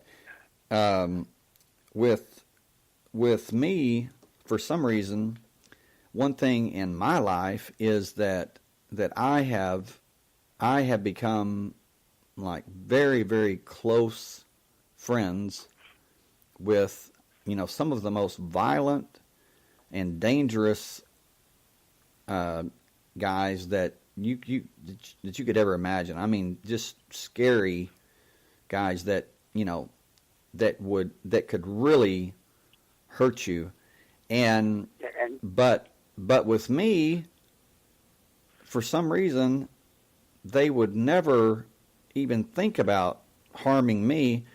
It's like they looked at me like a brother, or loved me like a brother, and so I was completely fine, around them, and they would share things with me that they wouldn't share with anyone else, and it was like they could be themselves around me. There. Criminals have always seemed to be attracted to me. It's just a fact. People that scare other people. Right.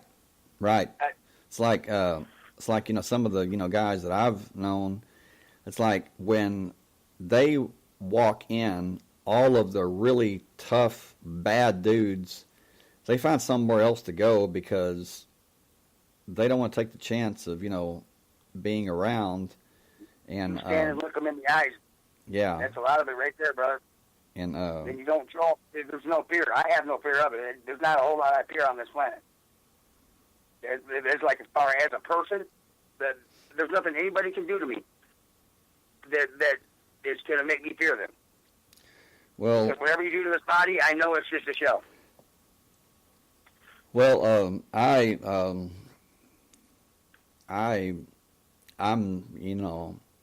I'm not going to lie and say that I'll never get afraid, because I do, but when I do, nobody knows it. No. I mean, no, don't get me wrong. I fear things. Fear is a healthy emotion. Never let them see you sweat. Is my motto.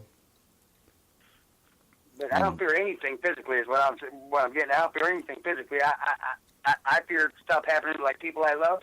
It's not so much I fear for them; it's I fear for my sanity, my mental state. Right. Because like when my dad passed, I lost it for years. Well, I mean, I was just crazy. Well, I didn't care about anything. It's like people say, well, this can happen, that can happen, with talking about physically, and I'm like, yeah, well, I'm sorry, but that really doesn't, it really doesn't frighten me. But they start talking about different mental pain, emotional pain, things like that. Well, that kind of gets my attention. But it's like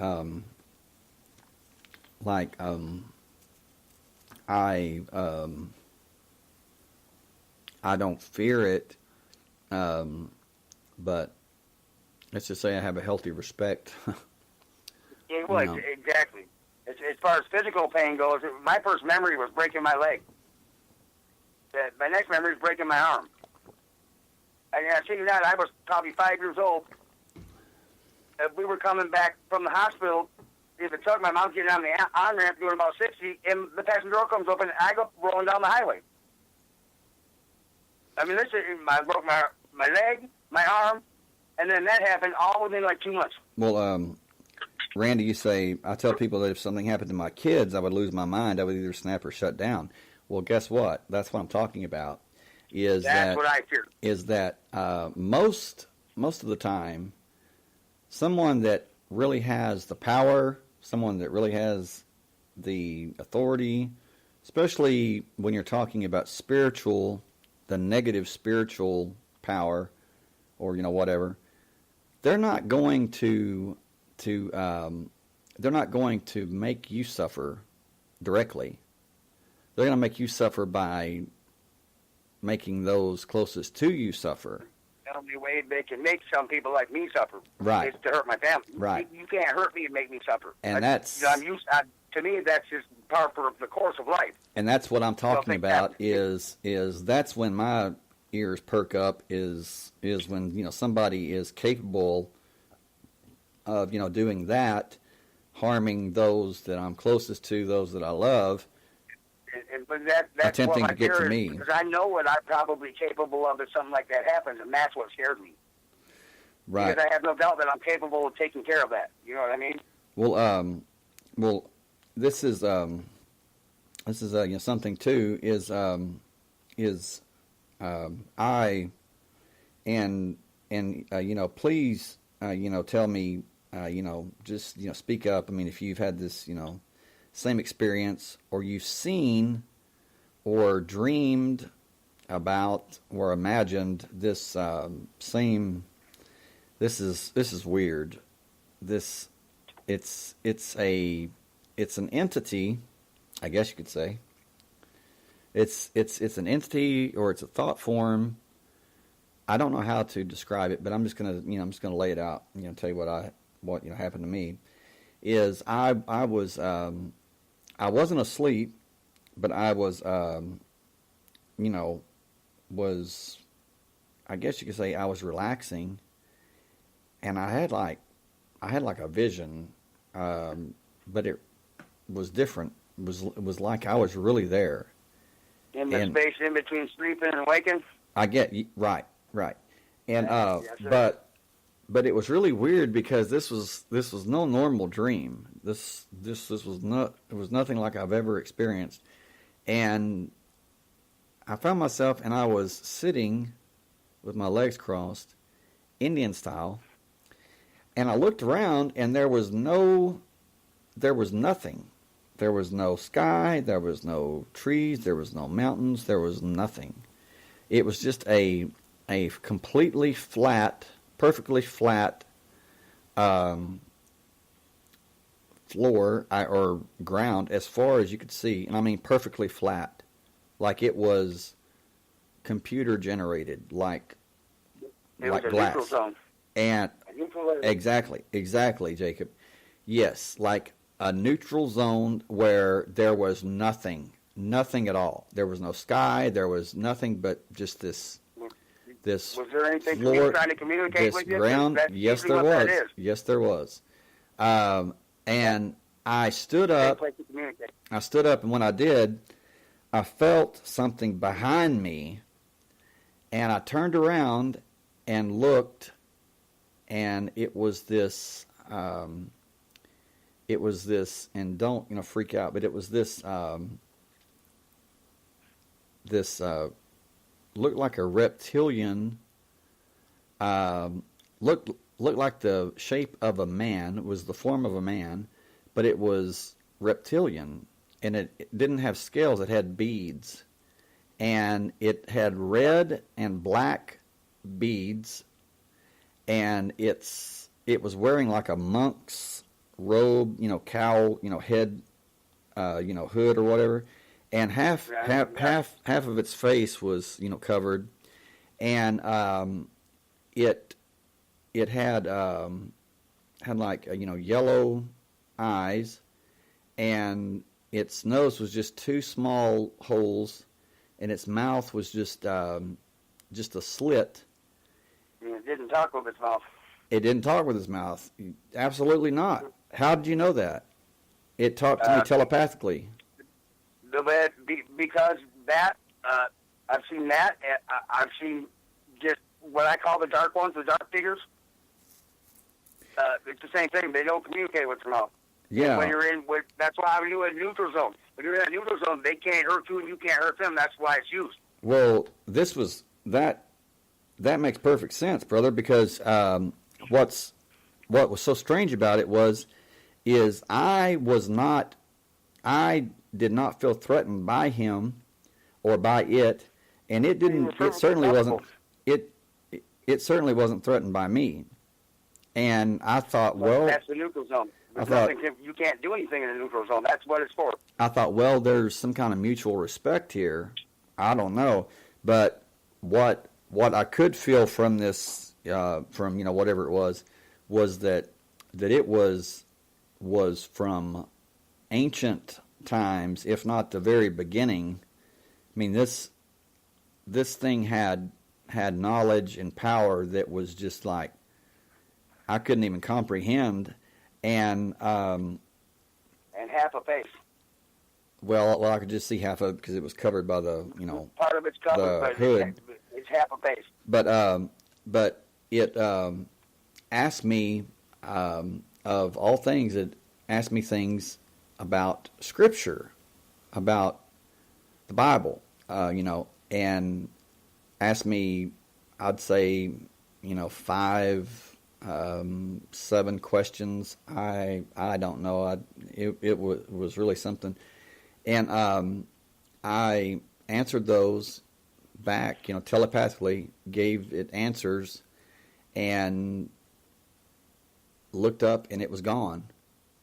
So I don't know what that was about, but it was separated from source. It was certainly separated from source. Strange. Randy, you say possession, demonic type movies scare me the worst. Yeah, they do a lot of people, and the reason that is because when you think about it, that's a fear that a lot of people have, is because it's something that you cannot see, something that you cannot physically defend yourself from, and it's something that can enter them in you. For them to be able to possess you, though, you have to let them in. They can't just come in. Right. Well, you have to let them in. Well, we talked last night, about that hedge, and about that hedge, that God, the source, the Creator has placed around us as a protection, and it's been it's a fact that if that hedge is breached, or part of it's when you catch them trying to come in, that's when you wake up and can't move. That's what they're doing. That's when I wake up with sleep paralysis. There's always a finger there, and it's always trying to get in. I know what it's trying to do. It's always trying to come in. Right.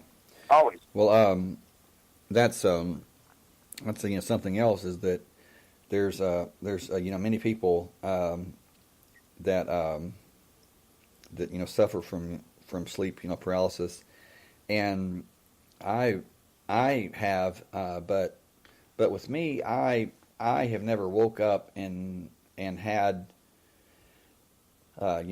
beings or dark figures standing there. But I've talked to many people who have, and they said it was like terrifying. That they just felt instant terror, and there's been some that I've helped. And I used to feel terror. Now it just makes me angry.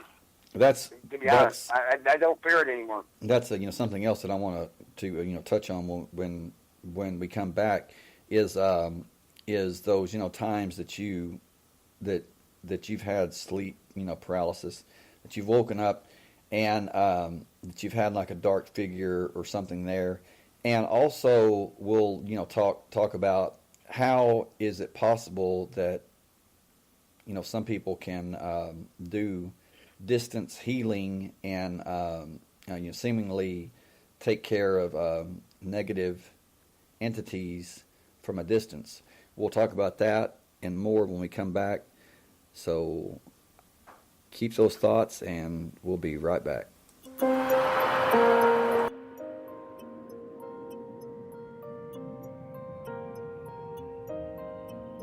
Under the trees,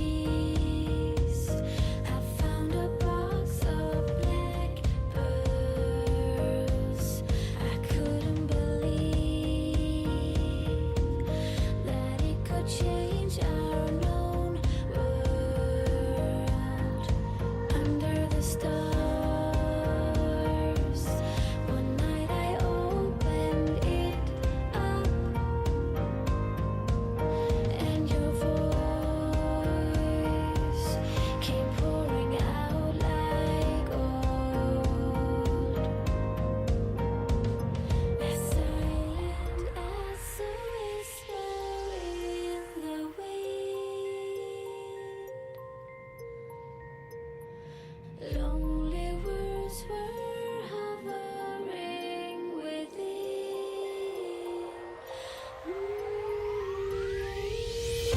If I ever let the darkness come alive, I swear I won't be turning round. If I ever let the darkness come alive, I swear that I won't turn around. We found a perfect system to replace all our worn out sins.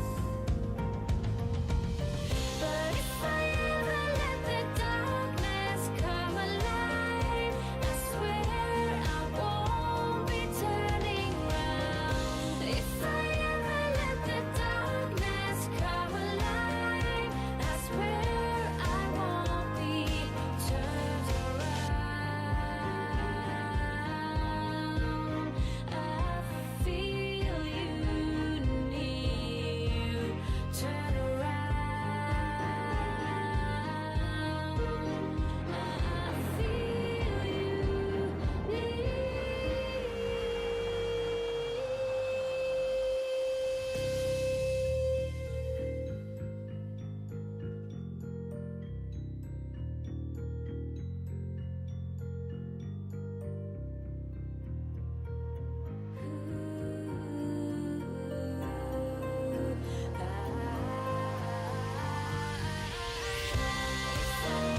let the darkness come alive.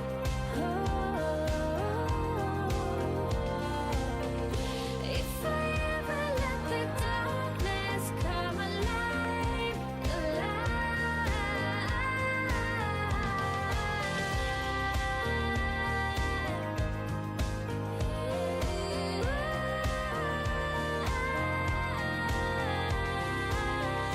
if I ever let the darkness come alive.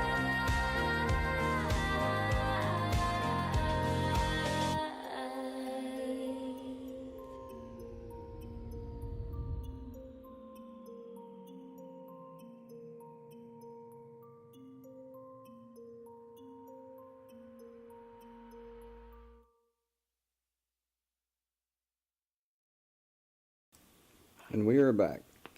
Hey, Elaine. Glad you joined us.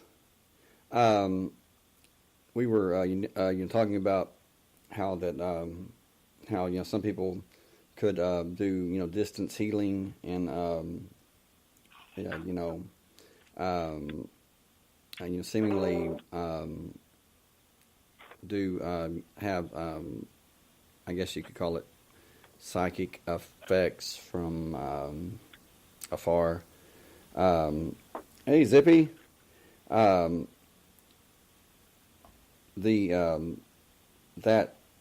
That would go back to the no space, no time, which is like like if you look at a clock, you see the 12, 12 points. That's all time, But in the middle, where the hands, turn, in the very center, that's all time and no time at the same time. So try to think of space and time like that, as it's how you look Kind at of it. like Schrodinger's cat. Right. It's how you look at it. You can have all time, or you can have no time. Both are right. I mean, there's no wrong way. There's no wrong answer to that. But let's see. I was gonna look up something here about. See, there was some research that was done on the Levite priesthood in the Bible. They were the ones that were in charge of the temple. They were in charge of the mind just left me. The Ark of the Covenant. They were the ones who could touch it and not die. It's been said that that the Levite priesthood all had Rh negative blood. That was the that was the secret of the Levite priesthood. And when the Bible talks about the 144,000 that had the seal of God, some people say that has to do with the Rh negative blood type, and or certain things, certain seals, and it does use that word seals, like a stamp, in their DNA, something different in their DNA that sets them apart, which that would be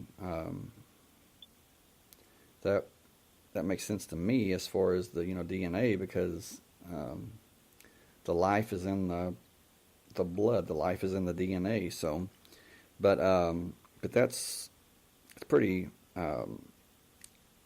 interesting about the Levite priests that were the ones that were the only ones that could touch the Ark of the Covenant and not die. So there was something in their blood, something in their DNA that protected them from that. So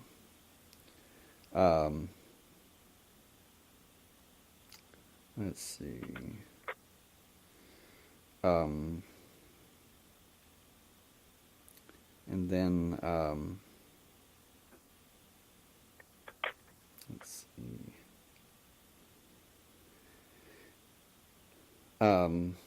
It says here that this is an older article that I had. It says the intelligence agencies of the world prefer Rh negative people who possess the CCR5 delta 32 gene, although this is not mandatory. The CCR5 delta 32 gene is a mutated form of the CCR5 gene. The mutation is caused by a deletion of the 32 base pairs, which I have no idea what that's talking about. So I'll just get to what it is.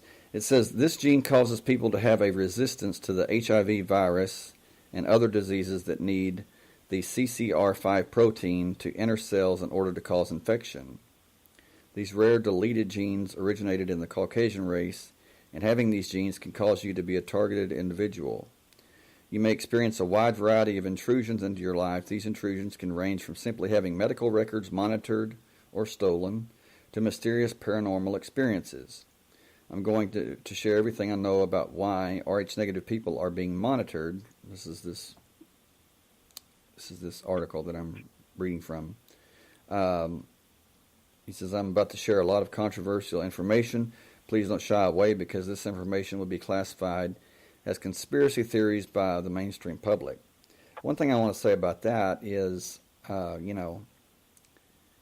it's not a conspiracy, or it's a conspiracy if there's more than two people involved. So, and you're not being paranoid or crazy if they're really after you. So, now I'm not saying that there's people after me. People are out to get you. Right. So, I mean, I'm not saying there's people out to get me, but I'm just saying that if there were, I wouldn't be being paranoid by talking about it or being concerned about it. I would just, because they would really be, after me. So, there's a quote. It says, "In war, truth is the first casualty."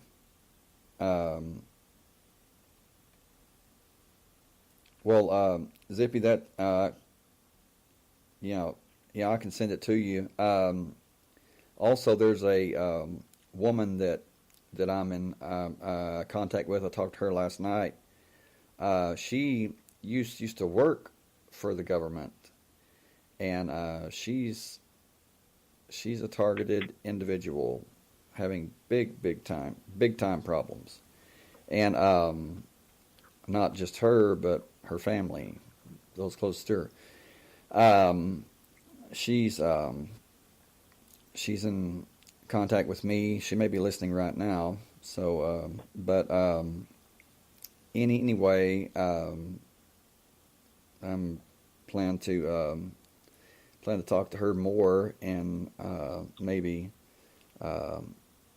help her any way I can. She's really experiencing some really rough attention, if you want to call it that, right now from the powers that be. So anyway,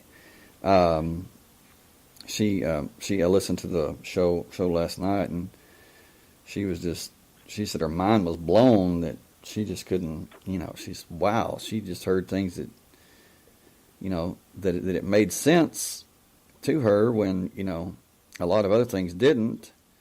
And especially about the Nephilim and the Watchers and the hybrids, and why that certain people, certain groups of people, why there's so much of an emphasis on the blood type and DNA. But anyway,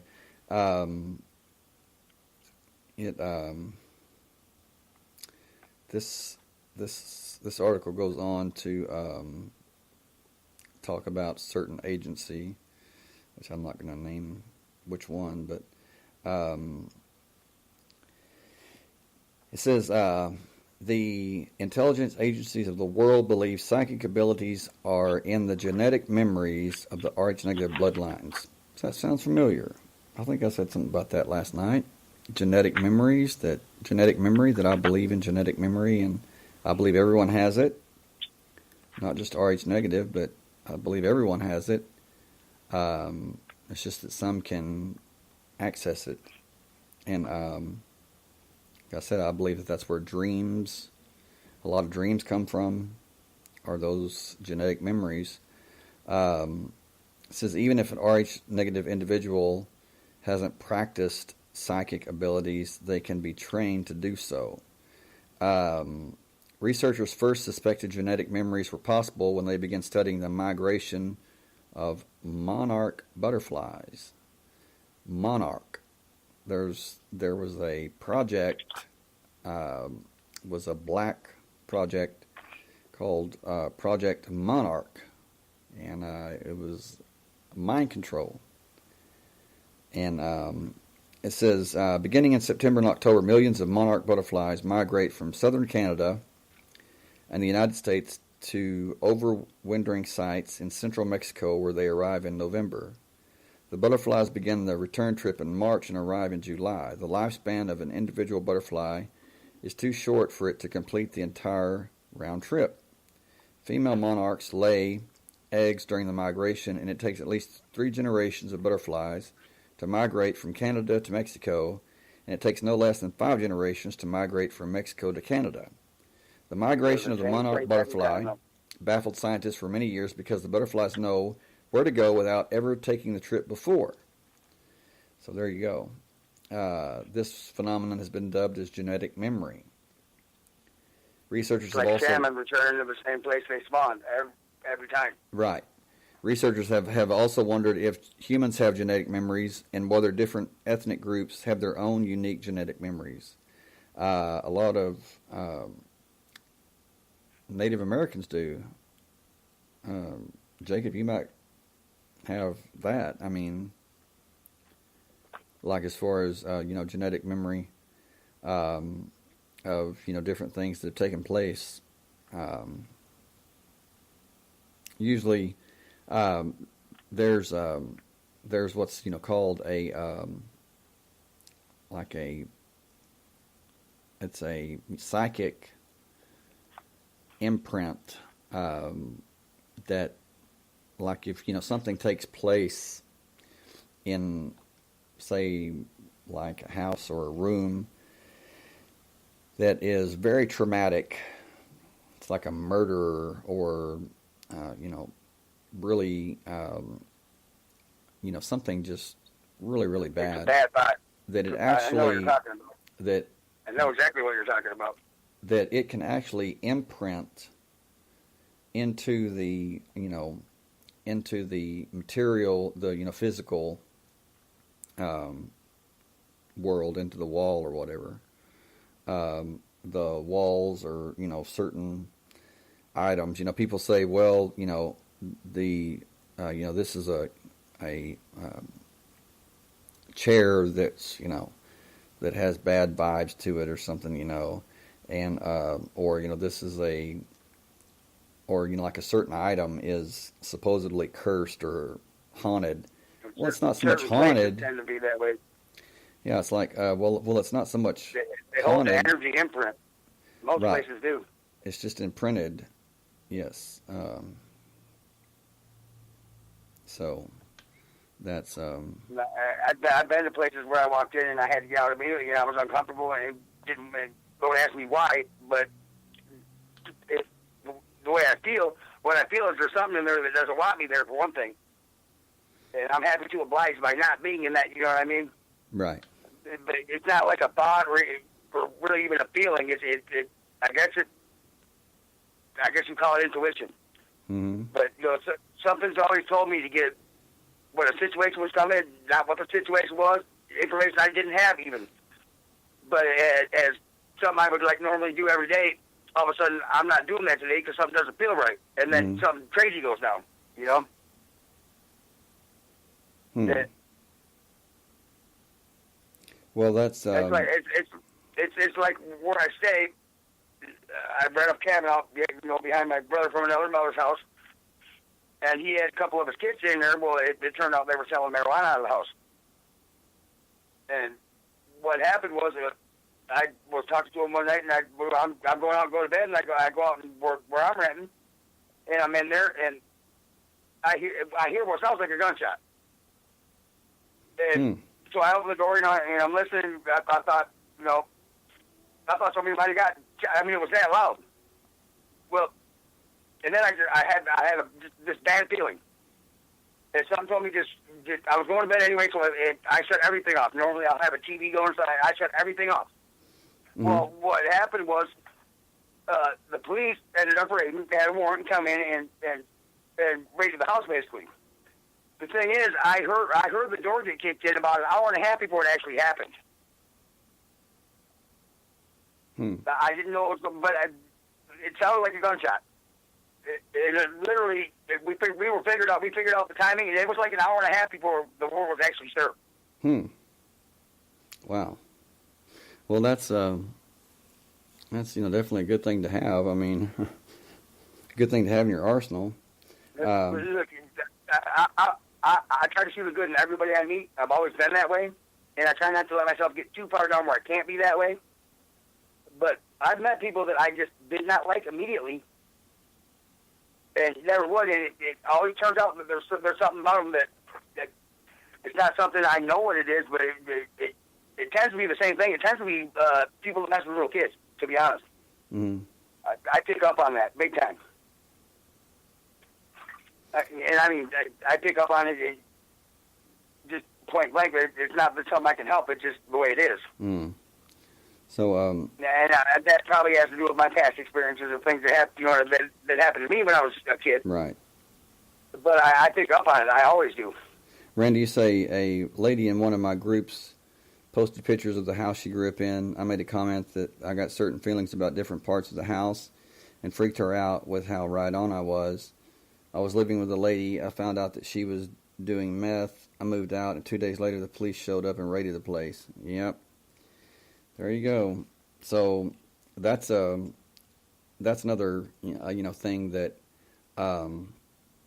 it's I think that we all to some extent we can may not know it at the time, but we always make our exit, or we're not in the wrong place at the wrong time. It's like there's something that's driving us, protecting us. Should have been at the time. Do what now? To me, it's places that by all rights I should have been there at the time. Right. That you should have been there, but you weren't.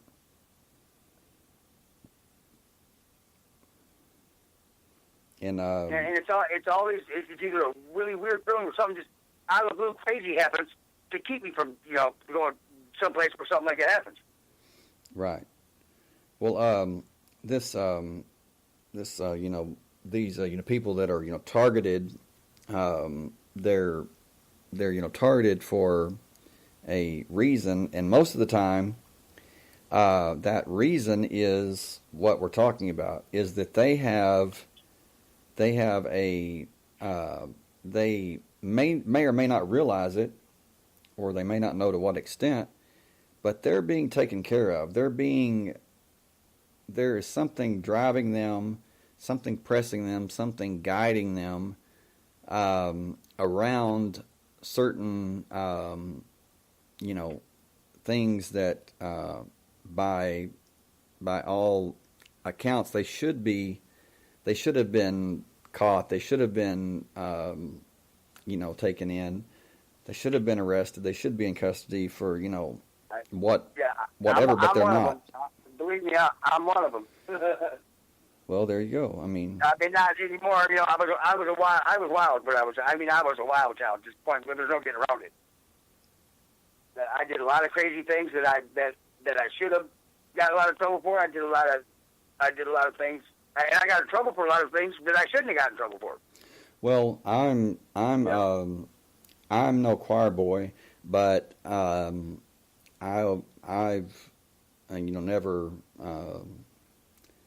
never done anything really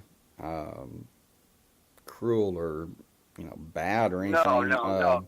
But, it's nothing like that. There's not a cruel bone in my body. But one thing that I will do, that I'll still do to this day, and I will, forever, as long as I'm here, is I will still do exceedingly crazy things for the right reason, or for the right people, for certain people.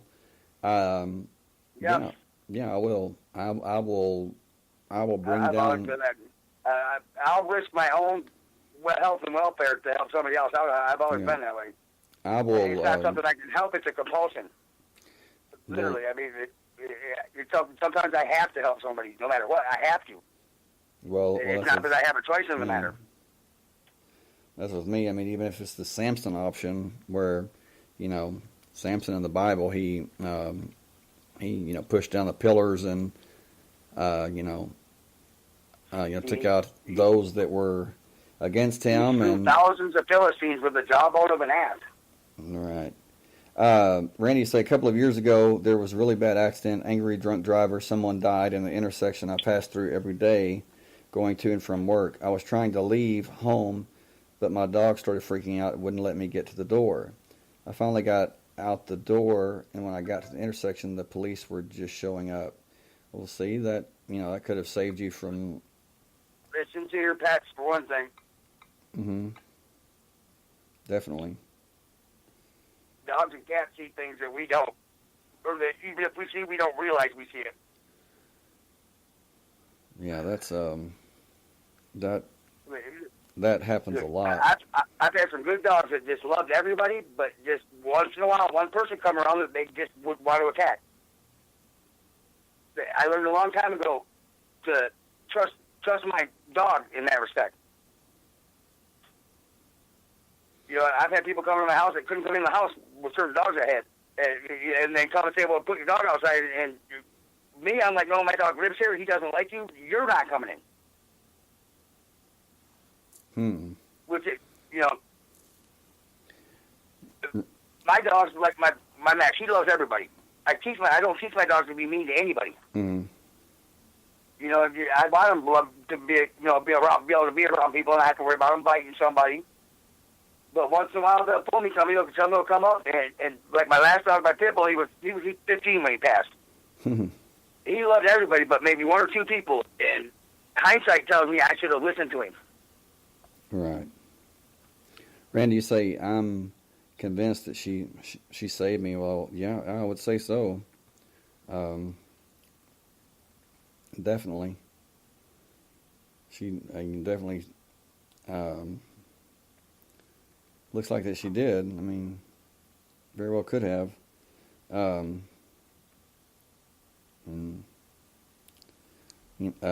might have, you say she knew I was pregnant at least a week before we did. She always lays by my legs, and then all of a sudden she started laying by my belly. After I got a positive pregnancy test, I looked at her and told her, "You knew, didn't you?" Yeah.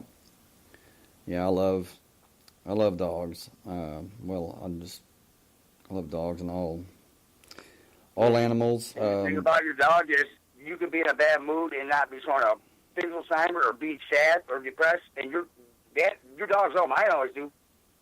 Right. They always know what I'm feeling. Sometimes before I do. Mm-hmm. Yeah, crazy. they can certainly read feelings, and you pick up on that, definitely. The average dog knows more about unconditional love than most people ever will. That's true. That's true. It's sad, but it is true. Yep, it is.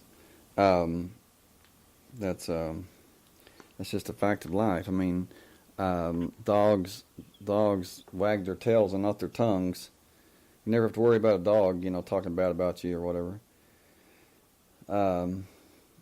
You can actually, with your pets, look at how many stories you hear about people moving across the country and the dog getting left behind and tracking them down. Right. Across the whole continent. I mean, that's amazing. A connection. Let's see, Lane, you say the collie imprinted on my youngest granddaughter. She's her guardian by her side. 100%. That's great.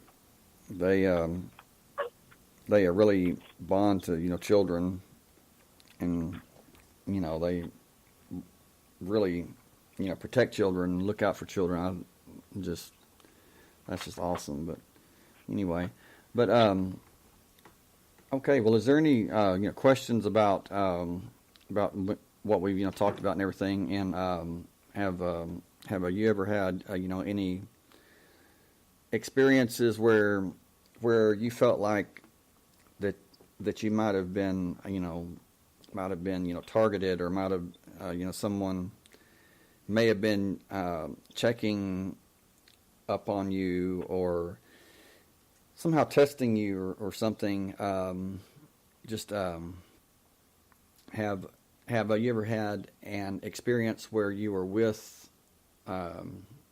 maybe not with someone, but you encountered someone, and for some reason you just felt like they were checking you out, they were monitoring you, and you felt uncomfortable, very uncomfortable around them. That's happened to me, several times. Well, actually more than several, but it's not a good feeling, but it does happen, and I think that this would be the best explanation on why that might take place is,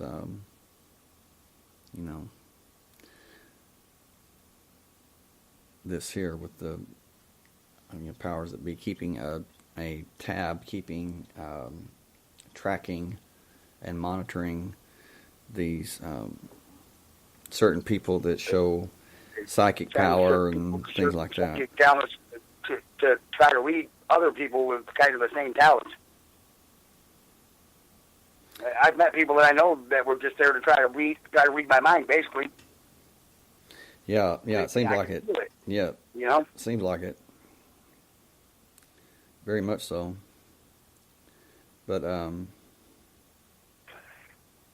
it's funny watching them get frustrated. Yeah. Yeah, really. Honestly, if you think somebody's trying to read your mind, think of your favorite nursery rhyme or your favorite song, and just keep repeating it in your head. Repeat it. Just keep it like a running background track. Yeah. It's like a wall. Kind of use that as a screen to block it or whatever. But what I tell people, I wake up with a different song in my head every day. There's always a tune going through my head, always, constantly. Right. A lot of times, it's not even a song I like, but it's always been that way. Randy, you say never saw. Well, you say I've felt that way, but just figured I was being crazy. Never saw anyone or knew who it could be. Well, that's just that's it. I mean, you would know when you're being crazy, or know when you're being unreasonable. But when you're not, when you're just sitting, you're not doing anything, and this just comes out of the blue. I know I felt it, and I know I'm not crazy. Of course, all crazy people say that. I know I'm a little bit crazy, but not that kind of crazy. Right. Well, I know when somebody's monitoring me, and I've had it happen for months at a time. Nobody even around. Well, but I know that somebody was watching me. Well, this is something here that has happened to me at home. Is I would lay on the couch sometimes and just think and have the ceiling fan on and just kind of like exercise my mind or whatever.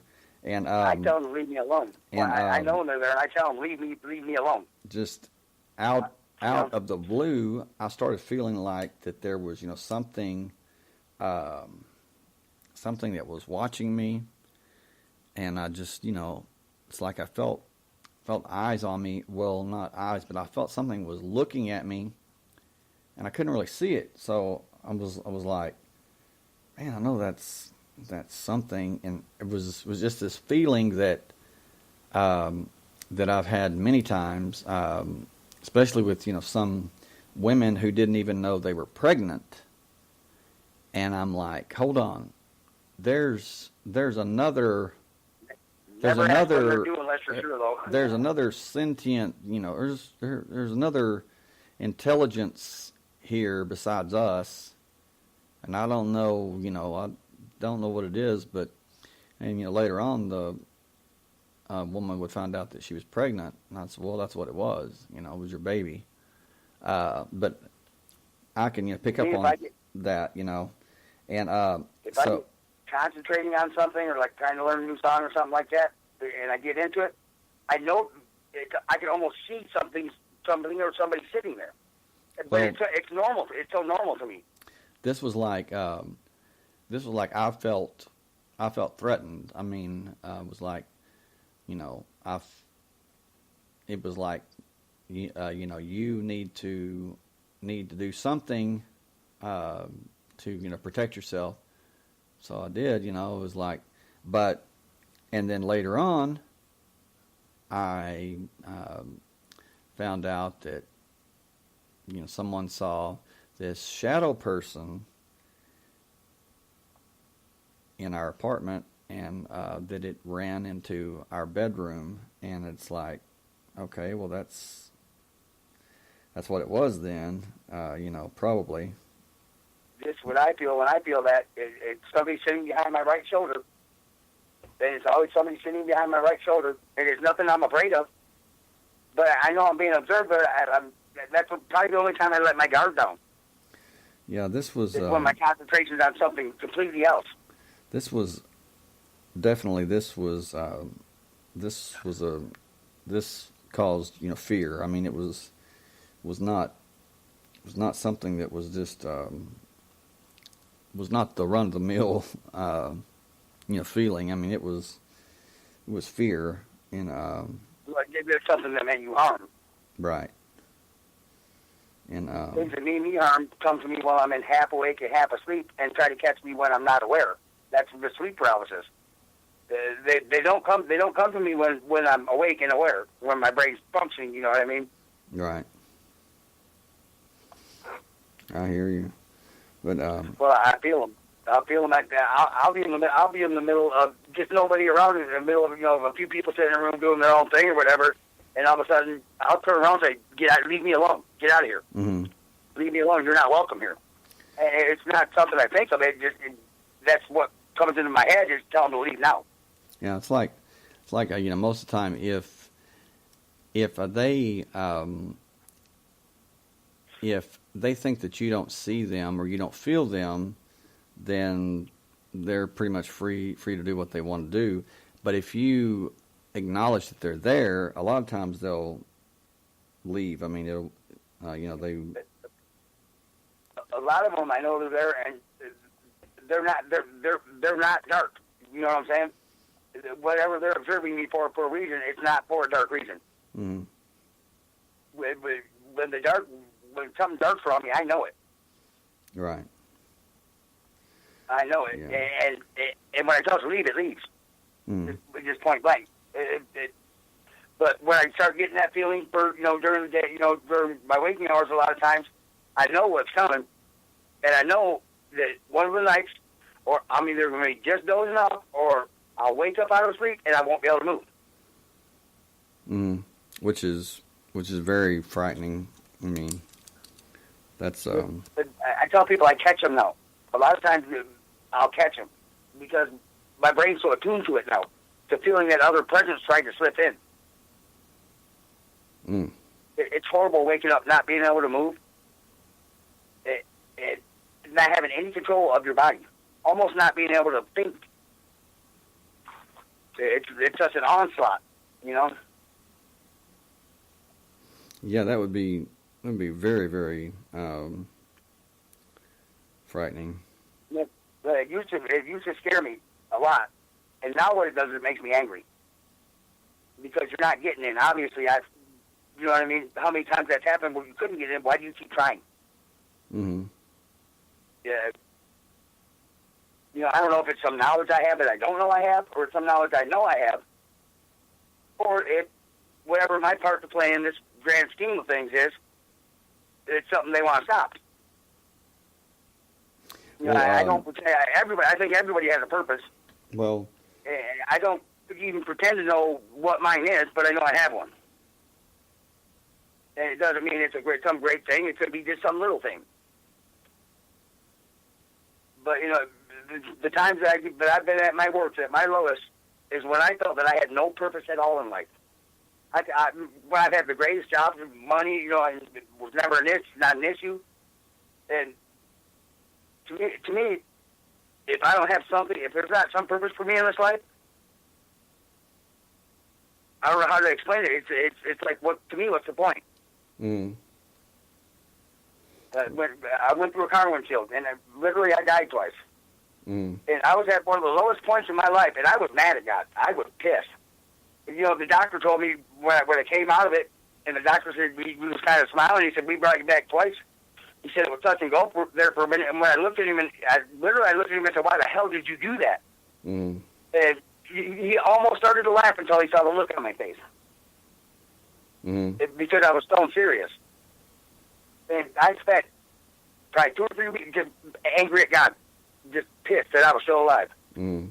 And I don't know what I was watching something on TV, and it wasn't even nothing big, but something hit me. It hit me like a brick, like a ton of bricks. How bad I didn't have it. How bad my life wasn't. And I immediately got on my knees and prayed to God and apologized. Mm. And that's the one time in my life I know, and I can say with 100% certainty that God was standing beside me with his arm around my shoulder, telling me, not in words, but in feelings, that everything was going to be all right, and I had a purpose in this world. Right. And I've told people that story about how you know it wasn't the devil. Well, I hear his voice every day. All of us do. You know, when it's the man, when it's God talking to you, you know. You know when it's an angelic being, you know. And it really wasn't. It really was for anybody's benefit but mine.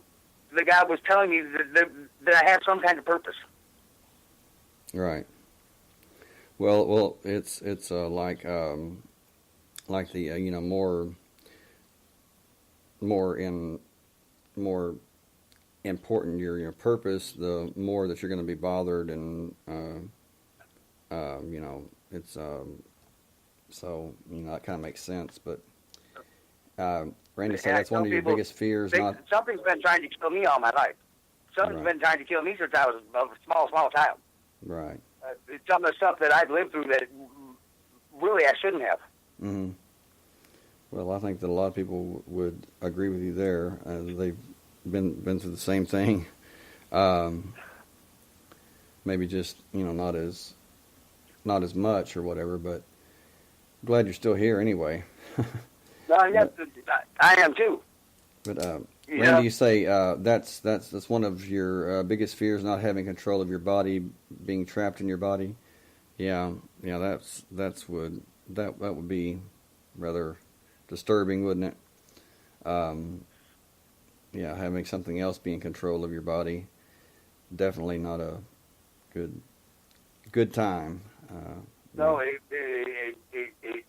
almost makes you want to vomit. Literally, when the sleep paralysis, when I know something's trying to get in, literally I want to vomit. It's so disgusting. Mm. And there's no good intent in there. This I know. Right. Well, we're at the 3 hour mark, so I'm gonna call it a night, and just if you want to contact me, you can contact me via email, thetextusispodcast@gmail.com. Thank you for everyone that took part in the chat. Thank you for everyone that listened and that are listening to the replay.